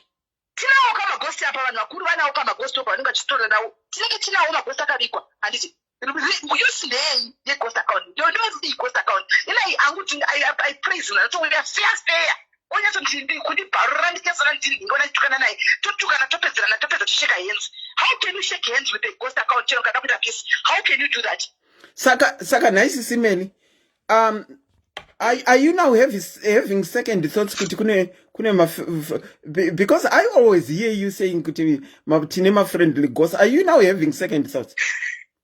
No, ndikubata kwese andiselina. Ndikubata kwese but pamachaura apaka ndadzikisa pfungwa dzangu. Sorry to say this, ndinana mukoma wangu akafanana Samantha Jones andika somebody very close wandofarira. I don't know it and I don't want to lie. I don't know it. I've never met her. I don't know about video call. But one thing for sure, I continue so far. She has been good. Continue opanu and she maona. So yes, man. So down gonna even when I sponsor and even when we banana Leonora and said bona and so down to trap in the same brush. But in she they will understand also what I'm saying. They will understand exactly what I'm saying also. But I don't know any yangu. But I see my feelings of so to share some accounts. A ghost. But I don't know so to Dr. Oraka. Andimaona vanonya sotoona kuti vachivanotora chokwadi 98% vanoshandisa maghosti po zvinhu zvakatoipa kuda kutoti ndoda kunopedzera vanoda kutsvaga kusatovacha usiku hwese mwe vakarara achitsvaga upenyu hwekuti wendi ari kurarama sei, Sara ari kurarama sei, zvazodii ajei ari kurarana nemazivano. Come on, it's personal life yemunhu. Jenda sina personal life yake. Some you are doing even much more worse kuseri, but you are using a ghost account. Wakwenda pane munhu cheche yaura kunotoda kutaura munhu, but iwe urikuita madeko ukatorora uchitoro yapamwe katokarora uchitori varume kana 10 12 kana 3 but just because you are hiding behind the ghost account waona zvaJulie aita boyfriend yakakaposta wakumhanya nayo. I don't think it's wow, yeah, zvakangoma guys. Thank you so much for contributing, SIS MELLY. Thank you so much. Why ghosts have thank you very much. Thank you. Why ghosts have come into the equation as we are talking about tongue is a rurimi rwavo rwavanousa ndoruri kutipa kuti titaure about them. Hanzi nasikonzo zienda zindano mudenga. Handisi kuziva kuti real name ravo here kana kuti ighost, but ivo vakatoita hanzi this is an interesting topic. We wrote a research paper on people vanoita maghost accounts. Combatimization wakomana chachirunguka of profiles. Maghost accounts were affecting the data we were collecting on Facebook, so we had to factor them into our results. Wow. Why ghosts, as I said, have come? You're free to call on the number below. Vamwarutanzi Selina real name rangwere. Yes, Selina is my real name. Selina, it is my real name. That's my real name. Why, as I said, we are talking about my ghosts is they are the ones that hide behind that ghost name and have no consideration of practicing the pause. Saka vanongonyora kuti bve. Saka rurimi rwemaghosi mazhinji stereki rukuita kamwenje kari kuzopisidzira matanda kumberi. Leonora, topic ainombochinja. I said why we brought in maghosi is because the rurimi rwavo kamwenje kari kupisidzira matanda kumberi, because they are hiding behind a ghost. Saka topic haina kana kutombochinja. We are talking about real people and we are talking about maghosi as well. Have you got a story to tell? Wakamboudzwa zvawakaudzwa here zvekuti zvakanokugara pamwoyo apa to the extent yekuti zvakatoalter upenyu hwako. Okay, let me go on with my example of why it's important to practice the pause. That it, let's say Auntie Selina vane mweya wavanoburitsa waunonzwa. Anditi kuti uite put across kuna Auntie Selina using that thing, the tongue, kuti vaite kunge unonzwisisa, you need to practice the pause and digest what you are going to say. Uchionesa Selina about things zvakaita sema roll on, about things zvakaita sema perfume, about things zvakaita sekugeza, ningirikini kugeza kwakanaka kukuti munhu auite kamunhu wika unenge uinako ikoko. Nekuti munhu ane wisdom angonoti jiko. Ha, Auntie Selina, makambozvinzwa kuti mune kamweya kamunenge muinako? Mune kamweya kamunenge, kana pasina shamwari yenyu yakambotombokudza kuti mune kamweya kamunenge munako. Inini ndinotaura chiri chokwadi, ndosandiri kutokuudza kuti mune kamweya kamuinako. Kungoti bvuu uchiuza rurimi rwako, vakomana kamwenje ikako. Do you think Auntie Selina will take it lightly? I just tombori advise futi yawanikirikira yawavaudza. Ndinokuchingamidzai pachirongwa kola maswera sei masikati akanaka? Maswera sei Auntie Selina, kuri sei ikoko? Aiwa kuri nani ameno kwenyu? Aiwa kuno kuri nani. Ndauya ungocontributa netopic yamuri kutaura nezvayo nhasi. It's a very good topic. I think inowanza tichimbozvitaura kuti chinhu chinonzi rudo chinhu chakanaka. True. Kana munhu uine chawakatadzirwa, kana wakatadzwa naAuntie Selina oro wakatadzirwa naShumbaresi, mufese umuudze nereal account yako. Okay. Kuti iwe wakandidai kwete kucreate account woenda uchituka mumwe munhu uchitanisha zita remumwe munhu nekuti uri bitter with that person nezvaari kuita kana nezviri kuitika muupenyu hwake. Kana uchiona kuti uyu munhu uyu ari kudanana nevanhu vezera vasiri vezera rake riri chemberi, ingomufesa uine real account yako than kuenda uchituka munhu kuti uri chembere, uri munhu akazodai akadai vamwe vachitaura mashoko anorwadza. But kune vamwe vanhu zvavo kuti even vakatukwa havana basa nazvo, zvakafanana neni. Namwe ndikatukwa namwe ndikadii hazvindirwadzi. But kune vamwe vanhu nokuti kutukwa chaiko ka anotobva atokanganisika pfungwa dzake, asi iwe uri kutuka munhu wakawanda uchikanganisa zita remunhu uchimutanisha. Vamwe vanotuka kuti uri muroyi, vamwe vakati zihure, vachinotora mapictures like zvataura naSimeli kuti munhu anotora mapictures emwana womunhu, murume womunhu. Kune vamwe vanhu vari kutotuka vabereki vemumwe munhu vausina kumbobvira vaona Selina. Kuti munhu anotuka munhu kuti amai vako zimuhure ramai vako, amai vako muroyi, pamwe amai vakatofa kudhara asi uri kuvatuka vanambobvira vauya pasocial media. True. Because uri bitter. Saka chandoda kunyanyotaura nevanhu vari kutuka even wakawanda kuseri kweghost. Kuseri kweghost kune zita remunhu. Kune vamwe vanhu vasingabatwe Selina, kune vamwe vanhu vasingatukwe. Wozozvitsvagira jambwa nemunyama ona zvinhu zvako hazvisi kufamba, zvinhu zvako zviri kungooma. Munhu iyeye anorwadziwa. Chandakadiscover recently ndechekuti maghost aya vanhu vanotituka pamasocial media, vanhu vaunenge uchitoziva, vanotodya newe musame plate. Shamwari dzako dzaunenge uchitotaura nadzo dzokuti unopa information, unoona munhu akukutuka nazvo kusocial media nekuti ari kurwadziwa nelife yako. But kuti akudza kuti inini zvakati zviri kundirwadza, anokuendera neghost okutuka achifunga kuti ari kukukanganisira zita rako kana kuti ari kukutanisha. But inini pane vamwe munhu wandotoona kuti handwriting yaari kutaura nayo munhu wandotoziva, but unongozviignore. Maghost aya Selina vanhu vekutoti ini ndogona kunge ndatotaura nemi nhasi ndokuenderai pasocial media ndonokutukai neghost. Ndo zvakaita maghost vanotuka vanhu pamasocial media havasi vanhu vekure, vanhu vedu, shamwari dzedu, vanhu vatinoziva, kana kuti hama dzedu chaidzo dzangosvotwa dzaakuda kungonokanganisa. Ndo zvandakadiscover. Pane mamazita emareal ghost chaiwo, especially vanhu muno muEngland vazhinji vacho ndakutovaziva kuti iri ghost ranhingi, uyu ndinhingi, uyu ndinhingi, uyu ndinhingi, mazviona. But it's not nice. Unofira mahara. Kune vamwe vanhu vane hutsinye hwekuti vanozokubatira zvimwe zvinhu ukazodemba mangwana.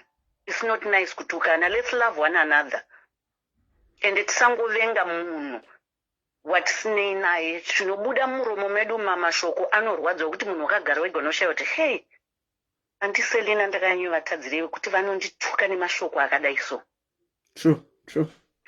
Vanhu ngatingodzidzai kudanana, kuti ndikaona anti Selina vatouya pasocial media vakati ndatamburawo ndashaya chakati, ngative nemwoyo urudo, mwoyo wokubatsirana. Ndikanzwa kuri kunzi kuri kudiwa basa kana kuri kunana South Africa, wotodaidza mumaoko, iwe kune basa rakati.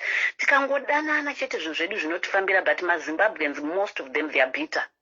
I don't know kuti chii chiri kuitika. But Mwari nevadzimu vedu vatikomborera, tadanana, tawirirana. Tangonzwa kunozwa kuti mumwe munhu anenge achikunyaya ude wozonzwa kuti iwe ningonzwa zvaanga achitaura. But zviri kuitika maZimbabweans sometimes unotozviona. Inini kuti wachokwadi anti Selina ndakachinja, ndaimbotamba nevanhu vechikadzi stereke, but ndakatoona kuti vanhu vechirume kuita friend yemunhu wechirume kaundotaura nezvi zvako zvikava safe. Wow. Saka vanhu kunzwa kuva negodo, but ndoda kungodzidzisa vanhu kuti ukaona uchitukwa usamborwadziwa. Munhu yakutokutuka akawanda kuseri kwerimwe zitaka, ane zvaari kuchiva pauri. Ende munhu anotukwa pasocial media havangotuki munhu asina chainacho. Ukaona uchitukwa uchimakwa, there's something powerful chiri pauri, chiri kudiwa nevanhu ivavo, and vari kutadza kuzviona. Saka vanofunga kuti vanokudonhedza nekutaura zita rako pasocial media. But ndakupedzisa ndichingoti let's love one another, tisavengane, ngative nerudo. Ndokuti ndikaona anti Selina ava vakaisa hembe yavo, ndinoya ndichikomenta nemwoyo une rudo than kuti ndinoenda nezikomenti rangu ndoti zidhirezi ranombokufita kweko kushata kuita kunge zijemberi kudai, hazvina zvazvinokubatsira. Let's love one another. Ndinoda kupedzera vanhu nguva anti Selina. Thank you so much nekundipa nguva. Thank you so much. Rurimi kamwenje kutanga rudo kamberevere kanopisa matanda mberi. Thank you so much. A very good afternoon to you all. Bye bye. Okay. Hands in a mem. I think it's mem. Auntie Selina, your name is shortened. Does that make you a ghost? My real name is Selina. Ndinoitwa Selina. Zita rangu kuti Selina harina kushotenwa. That's my name. Kunzi auntie yangove title yakuyuzwa. Zita rangu harina kushotenwa. Sweetheart, Bob, please. May you pass me my bag, please? The bag? Please. Thank you. Zita rangu harina kushotenwa. Ndinonzi Selina, ndo zita rangu. Ndinonzi Selina. My name is not shortened at all. My name is Selina. That is my name. Ndo zita rangu iroro.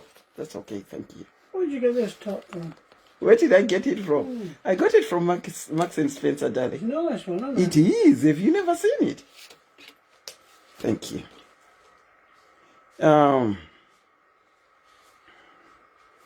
Ndirakuchaya kudai o.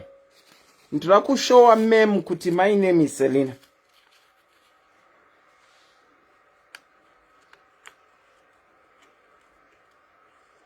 Andina kushotenerwa zita ba. That's my name, mem. If you can see, that's my name, Selina. I am Selina. Ndinoitwa Selina, ndo zita rangu. Andina kushotenerwa zita. I'm not a ghost. My name is Selina. That's my name. Ndo zita rangu. Ndonzi Selina. Ndo zita rangu ritori pa birth certificate. Andina kushotenerwa zita. Have you got a story to tell? As I said, why ghosts are coming in is because we are saying and seeing that it looks like they don't have that pause practice in them. Yekuti vakacreata vanongonoti joyi papo. Rurimi rwavo rwakareruka ungotaura chese kana vari behind a ghost. That is how ghosts came about. But have you got a story to tell? Wakambokudza chimwe chinhu chakakurwadza here? I think itapedzisa kuti kana anti Selina vaine kamwe kamunhu wika vainako. Ururimi rwako rukashaya wisdom yekutaura zvauruda kutaura. Zvinogona kuuraya anti Selina, my God. Kana anti Selina vari munhu anongovhunduka zvese zvinogona kuuraya vanhu. Zvinogona kuuraya vanhu. Saka practice the pause. Pause before judging. Hanzi ja praise a ghost, enzo I shall ghost. What are it my ghost? No problem about them being my ghosts. We are talking about you. We are not talking about Japreza. We are not talking about Enzo Aisha. I'm talking about you. Wandiri kutaura naye wandakafesana naye pano. Tochitsvagirei zvevamwe vanhu iwe ugosti hwako tisati tadhila nawo. For me, I've said a ghost is a ghost. There's nothing called a friendly ghost. Because if you were to see a ghost maneruri chifamba,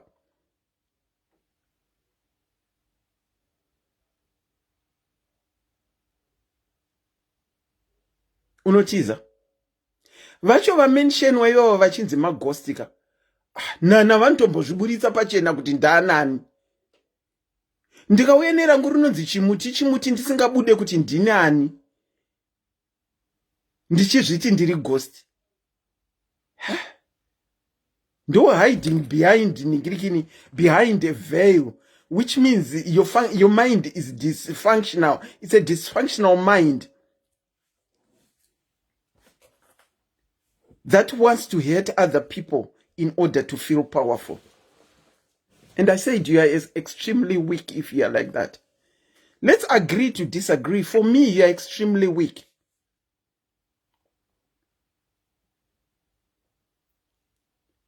I said we need to practice the pause. Pause before judging. Pause before assuming something about someone that is not. Pause before accusing someone, before you have even heard a full story or you have heard something about that person, and when they say their story, you start accusing them.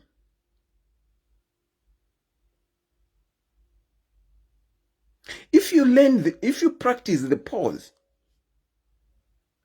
it will avoid you reacting harshly and saying things that you will regret. Auntie, which number should I call? Kwanzichi, which number should I call? Someone is asking. The number that is pinned there is the number that you can call if you want to contribute. The number that is pinned,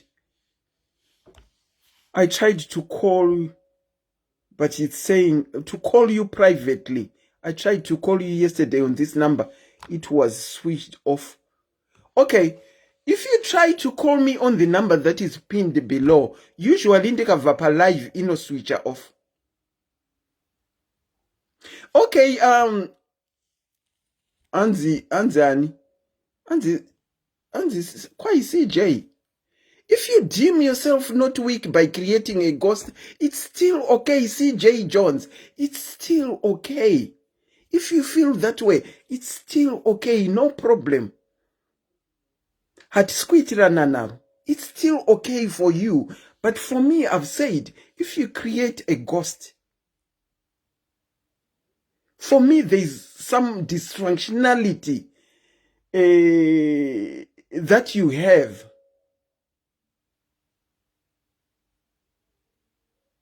Chirikukupa kuti udaro uye uzotaura uzorutsa kutaura uzoshandisa rurimi rwako uchirutsa kutaura about other things.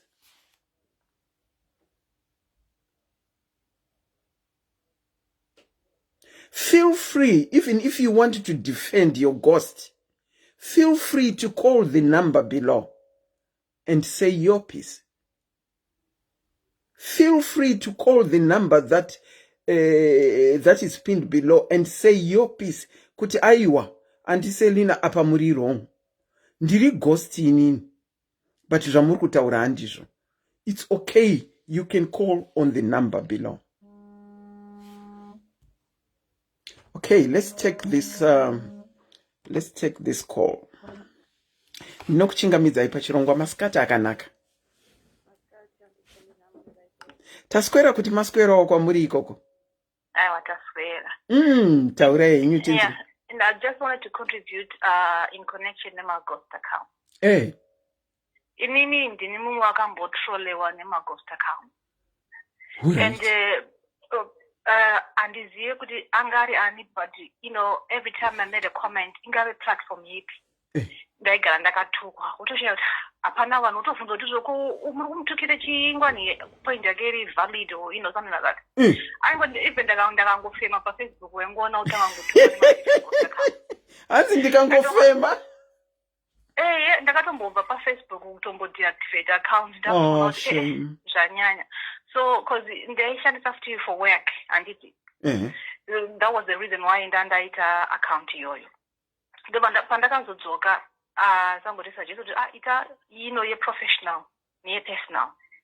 So pandakazoita yepersonal ndakazoisa rimwe zita risiri zita rangu handiti, because ndandatoona ndakashandisa zita rangu all the time kuda kunokomenta kune malive green feeds maghost ayanditrola.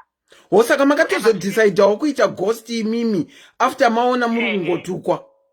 Ndiri kungoteerwa. Even ndakanyora comment yanyorwa nomwe munhu yakafana neyangu yemunhu iyoyo yanenge yakalikewa yangu nevanhu same yavo asi nini ndechitukwa. Ari kuti pane mumwe ari kuti I bet ghost racho was someone you knew. Ndotofunga, but because maghost achinaka wakada kumatarisa akacreatwa around the same time but kusina kana any feed. Maona anenge angari about 5 maghost accounts yawo, and every time I comment angari those same names aingoya achingondi attack. Wow. Maona. Saka izvozvi ndiri kutotaura neghost izvozvi izvi. Aiwa kamusta neghost right now because tochingoti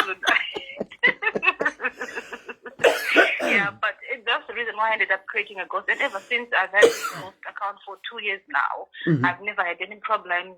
Ndenchito commento zvakanaka, hapana munhu anotuka anenge achitongo achitorespondawo maona. Okay. But and iyaya account iyaya kuti vachikomenta manje hakusisina zvekuti vanokomenta because I'm only using it for professional stuff. Okay. And my pages ese kuZimbabwe ese ningrini ese kuzakava namadzisa ikoko kuprofessional account ikoko ndakumashandisa ku-ghost account. Okay, Saka, in your case, you created a ghost account not for work related issues, but it was for being trolled on Facebook whenever you commented in my platforms. Yeah. Okay. And I'm quite a happy ghost and no problem so far. You are quite a happy ghost. Yeah, and I'm so friendly and tuke vanhu ndakatongoshamiswa kuti ndikutukirwe ndakatovhunduka nazvo and ndakutocha mazokuti unenge wakutochwaenda pafacebook kuti oendaenda pafacebook changotukwa kuda kutongotizvo even leseti isho yatilda mungotizvo good morning take out chi wakutotukwa attack ukatisvika paangry face utoshata what did I say? I think munhu akadaro munhu ane something ane beef anenge aine beef nemi, because okay, let's say for interest sake handikuzivei kana muri kutaura ipapa panditomboziva kuti ndiyani handiti, and then you comment something mucomment section from nowhere ndongokutukai ndisingakuzivei. Honestly, I think it's someone that you know. What's happening? So ndakatozongochinja ndaona kuti aiwa ndingatadzisi kuona mufaro zvichiwa pafacebook. Wow. Ndana kutomboona ndisingambokomenta ndikati aiwa ndichida kukomenta ndichida kupuwa maideas angu maona. No, right. Okay. Thank you so much for having the guts in coming out to say you created a ghost for the reason that you have said. I applaud magatsi enyu amaita ekubuda kuti ini ndakacreata rangu because ndandanzwa nekutuka, but I can andisati ndambotombotuka munhu pasocial media ever, anditombotuki kana hamutuki. Saka ndotoshaya kuti zvoko munhu anongoya achindaataka koindawa white way. Because I remember even pane mwe musi before ndatovhara account yachona ndichitokomenta zvakatonaka ndichitopraisa somebody ndigotaka kungoshaudwa vanhu kutovhunza munhu vachina who hurt you vakutomubvunza vanhu vachina vangu vachinyora ipapo wagotanga ngotukana. I think takatoita 50 macomments vanhu vachitukana back and forth. Ndangonyarara ndakangoisa one comment yangu iyo hana kutonyora anything. Pakaita vanhu vachitukana mucomment yangu ipapo. Nai ghost caller. ghost caller. Ndinoda kumbobvunzawo, saka mukuita ghost umu, do you actually request friendship or do you accept friendship? Vanhu vanotorequesta friendship but handitombo because handitombo because you don't even know kuti izvo vanhu ivavo vanhu chaivo here and futi havandisiye. Zvino kana maghost akutyana nanzi hautomboziva kuti vanhu chaivo here? No, because even ne-account yangu chaiyo handingotori vanhu vandisingazivi kuita ma-friends handitombo. Ngori ndiona vanhu vandoziya chete. Alright. Saka kughost kwenyu hakutorina kana friendship? Hakuna friendship. Handitombo even vanhu kuyangu my main account vanhu vandinawo ikoko vanhu vandinotoziva hama dzangu.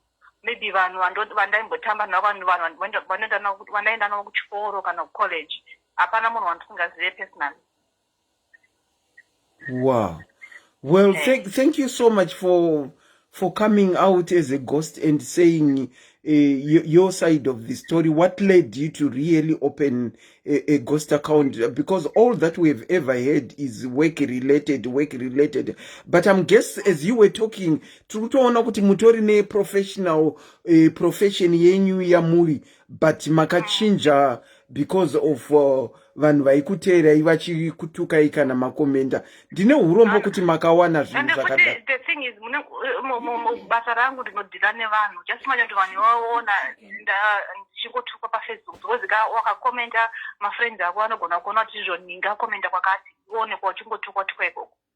Waona kune vanhu vanotaura vanoziva chirudzi chedu but kune vanhu vasingazive chirudzi chedu vanenge vasingazive chichiri kuitika mawana. But Naikola, can I ask something? How does it feel to be a ghost? No, zvitongori normal. Ini ndotongozva zvingori normal. Okay. Because zvinorwadza nezvekuti even ndakatukwa ndiri ghost handisingoti zvinondirwadza pane kuti ndotukwa ndiri inini. Because uchaziva kuti hama dzangu dzichaona ndichitukirwa mahara zvasina kuita. Maona. Okay. Then munhu akangotuka ghost hazvitombondibhodha ndotongopfuura handitomboresponda nongosiyana nazvo. But asati atombotukwa hangu as a ghost but pandaitukwa kudhara ndaisha ndeta senda kazozoona mumwe muti chingodhilita comment yako. Maona.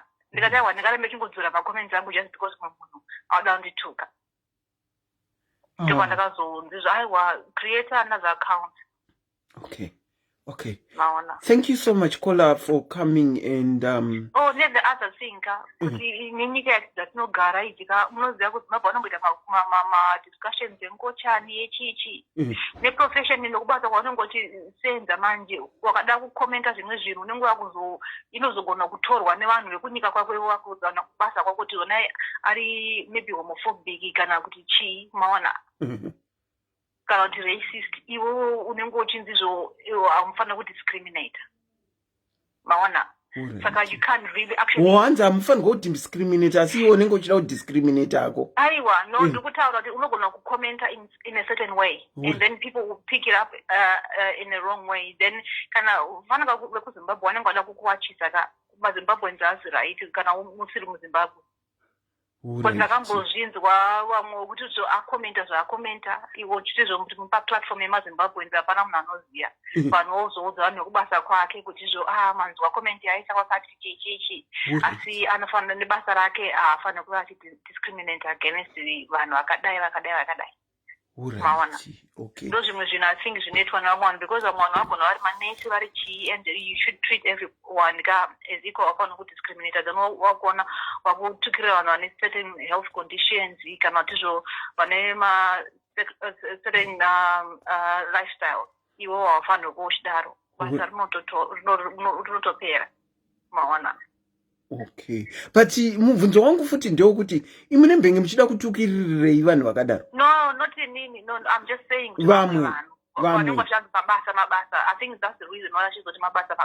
Aiwa, ivo vacho ndo vandiri kuda kuti vakole but hatisi kuvawana kuti vanenge vachida kutukirirei vamwe vanhu. But ghost caller, sorry, taurei. Because inini pamwe manesi kozi mazimbabwe akawanda ndoziya manesi vakaona vachisvora vachinyumba kana ngochani kana vanhu vane mamwe maconditions ndopavanozotarisa vaona kuti zvisvosvo munhu wanezero mawana then munhu just imagine kana achiuya pafacebook achikomenda zvaari kunyatsokufunga chaizvo panobuda chakanaka yakaoma nyaya yacho. Ghost caller, thank you so much for having the guts to come up and say your side of the story as a ghost. A very good afternoon, and again, thank you. You're welcome. Tatenda. Bye. Kuonesana. Atauro iye zvaanofunga about kuva ghost uye chakamupa kuti create a ghost. When Auntie Selina says her peace of mind, it's not necessarily what you believe. Or even zvatiri kutotaura practice the pause. Pane mumwe munhu ari kutozviona kuti hazvina basa izvo. Munhu ngaudzwe sezvazviri. That is someone else. And that is them. That is what they think. Have you got something to share? The number is pinned below. Or we can wind off. Tamboonesana zvataonesana. Rurimi uru rwakaoma.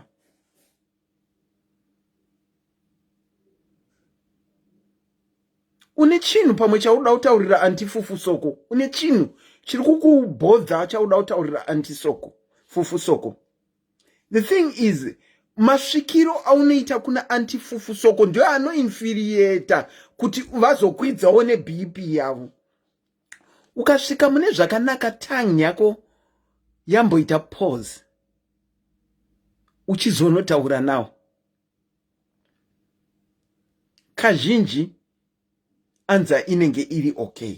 Asi ukasvika uchiti Fufu Soko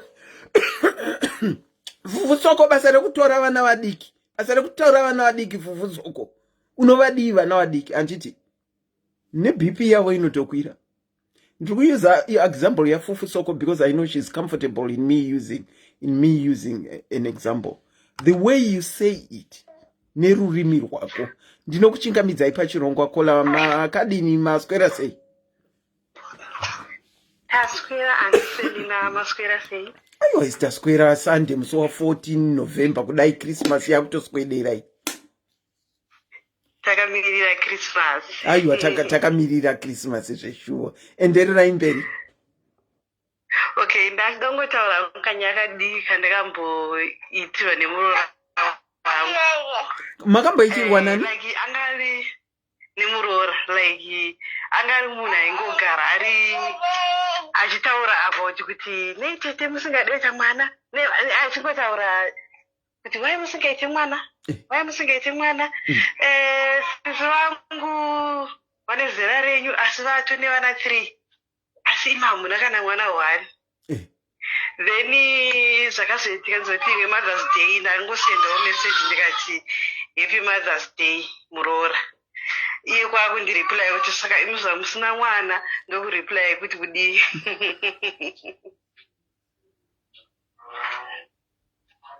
Wow.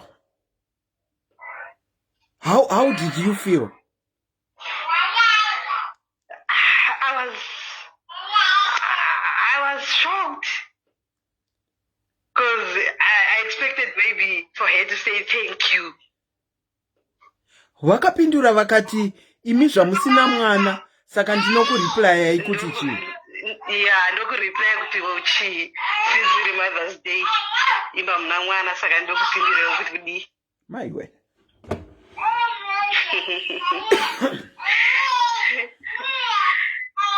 But handinambozovabvunza hangu ndakangowasiya vakadaro. Ndikangoti hai rega ndivasiye.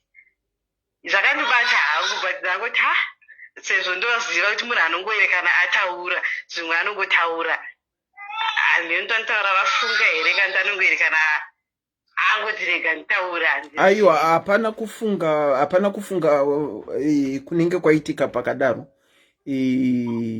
Kutaura kwokuti juwo hai zvinorwadza mashoko amaka imwe cash talk breaks no friendship yenyuka yakanaka asi matauriro Yeah, sure. Saka vari kupiko muroro musataura henyu zita vakasiyana nehanzvadzi yenyu last year. Zvakangooma. Thank you so much for sharing your story. Okay, Auntie, have a good day. You too. Tichengeterei vana vari kushedzera kuseri ukwa. Vacho vamakazoblesswa navo. Takazoblesswa this year. Yakangooma. All right, thank you so much. Wow. Kutaura uko. Ndosaka tiri kuti rurimi kamwenje kutanga rudo. Kamberevere kanopisa matanda kumberi. It's always wise kuti munhu usati waburitsa zvauda kutaura tanga wadigesta ufunge nezvauda kutaura aikona ungoti dyo mukutaura nekuti iwe ukataurirwa ungoti dyo ikoko handifunge kuti unozvida. Ndandiri kufuwiza example ya anti fufu soko pana kuti kukonfronta fufu soko wacho umubvunze zvakanyatsonaka zvine wisdom kuti andisoko ndinombonyatso nzwa chaizvo kuti ndinenge ndinoona kuti imi munenge munoda varume vechidiki ndinombonyatsonzwa kuti zvakamira sei uye ndinoda kutozvidzidzawo pazviri vokuudza mamiriro avo nekuti iwe kuda mwana mudiki kuda wesaizi yako akuziriko kunodiwa naeveryone asi kubvunza uchiuza tongue yako zvakanaka unopindurwawo zvakanaka. Vazhinji venyu muri kudenha fufu soko apa ndosaka muchizopindurwa zvamunenge muchipindurwa nekuti mabvunziro acho amunenge maita not even kubvunza matauriro acho amunenge maita.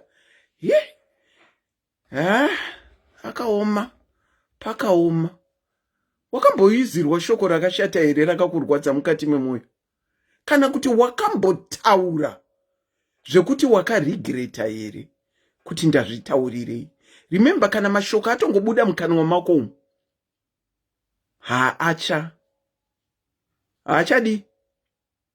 haachadzokera. Once they're out. You can't take them back in. So once one thing is said, it's said. No matter kuti unoti sorry. Hazvibatsiri. Ndinokuchingamidzai pachirongwa kona makadi. Handisi live at the same time. Hamufuna kwenda pa live. Mirai.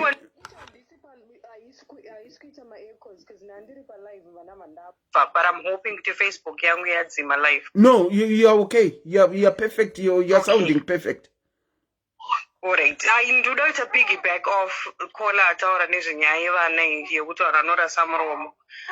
Ndandichangobva kuroorwa ndaenda unoperekwa and then muzukuru wemurume akanditi ndandine 26 years. Ndandane 26. Zvikanzi zvona saka imi maiguru muchazvara rini? Ndikati nzomboita zvechikoro kana tazopedza kuita zvechikoro tozoita vana zvikanzi mhino zvenyu muchaita zvemadown syndrome. Kokana zviri kuramba wedu kutaurawo here uko.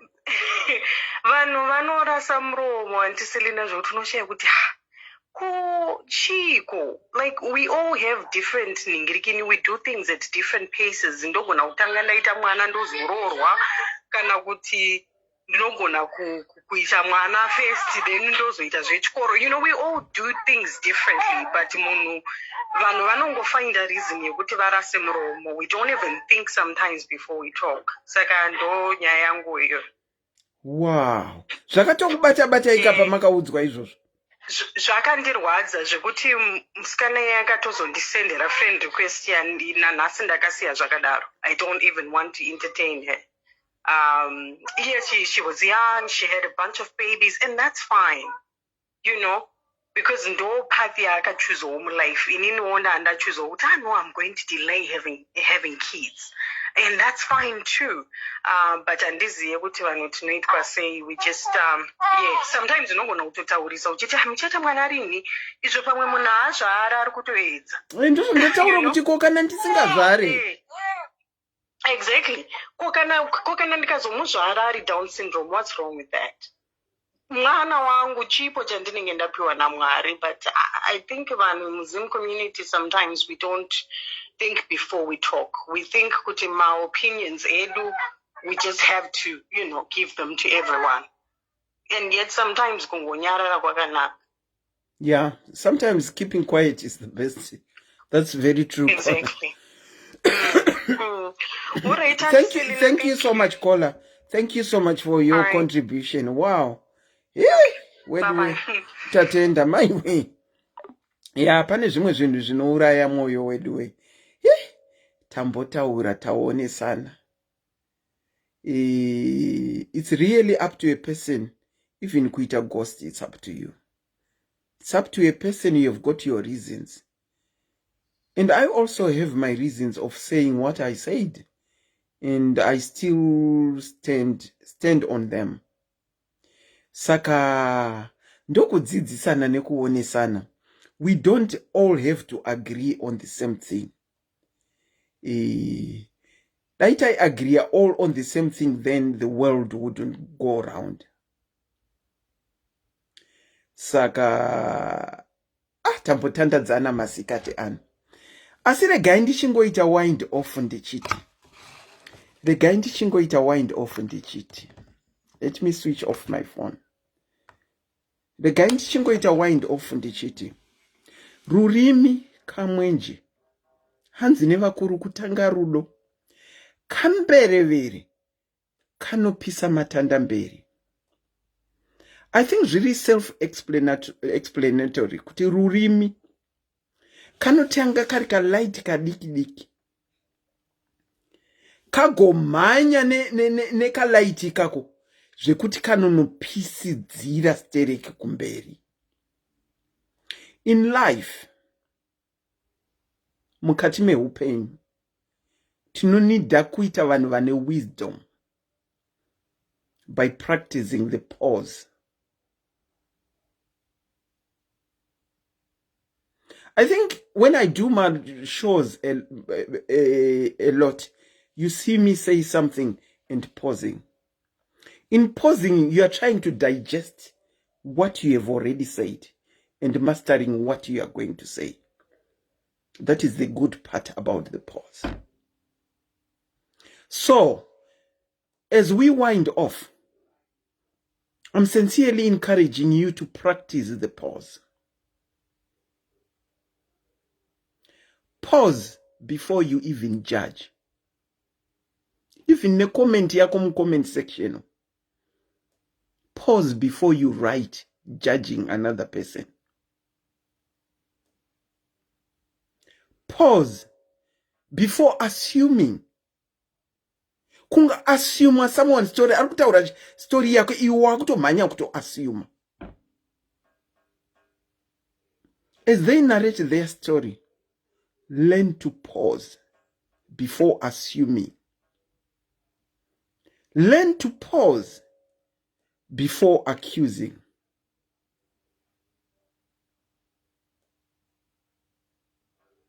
The pause thing, ichakudzivisa kureacta harshly. And inoku avoidisa saying things that you will later regret.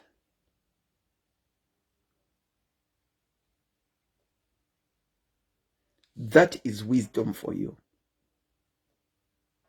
Ndinongo kutenda ine kuchuna into the program this Sunday afternoon, the 14th of November, 2021.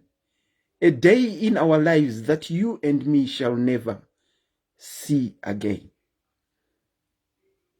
Because once 2021 is gone, we will never see 2021. As I close, I hope you find it in yourself to practice the pause before you say anything. From me, Auntie Selina, it's a very good afternoon. And have a very good night tonight. Thank you.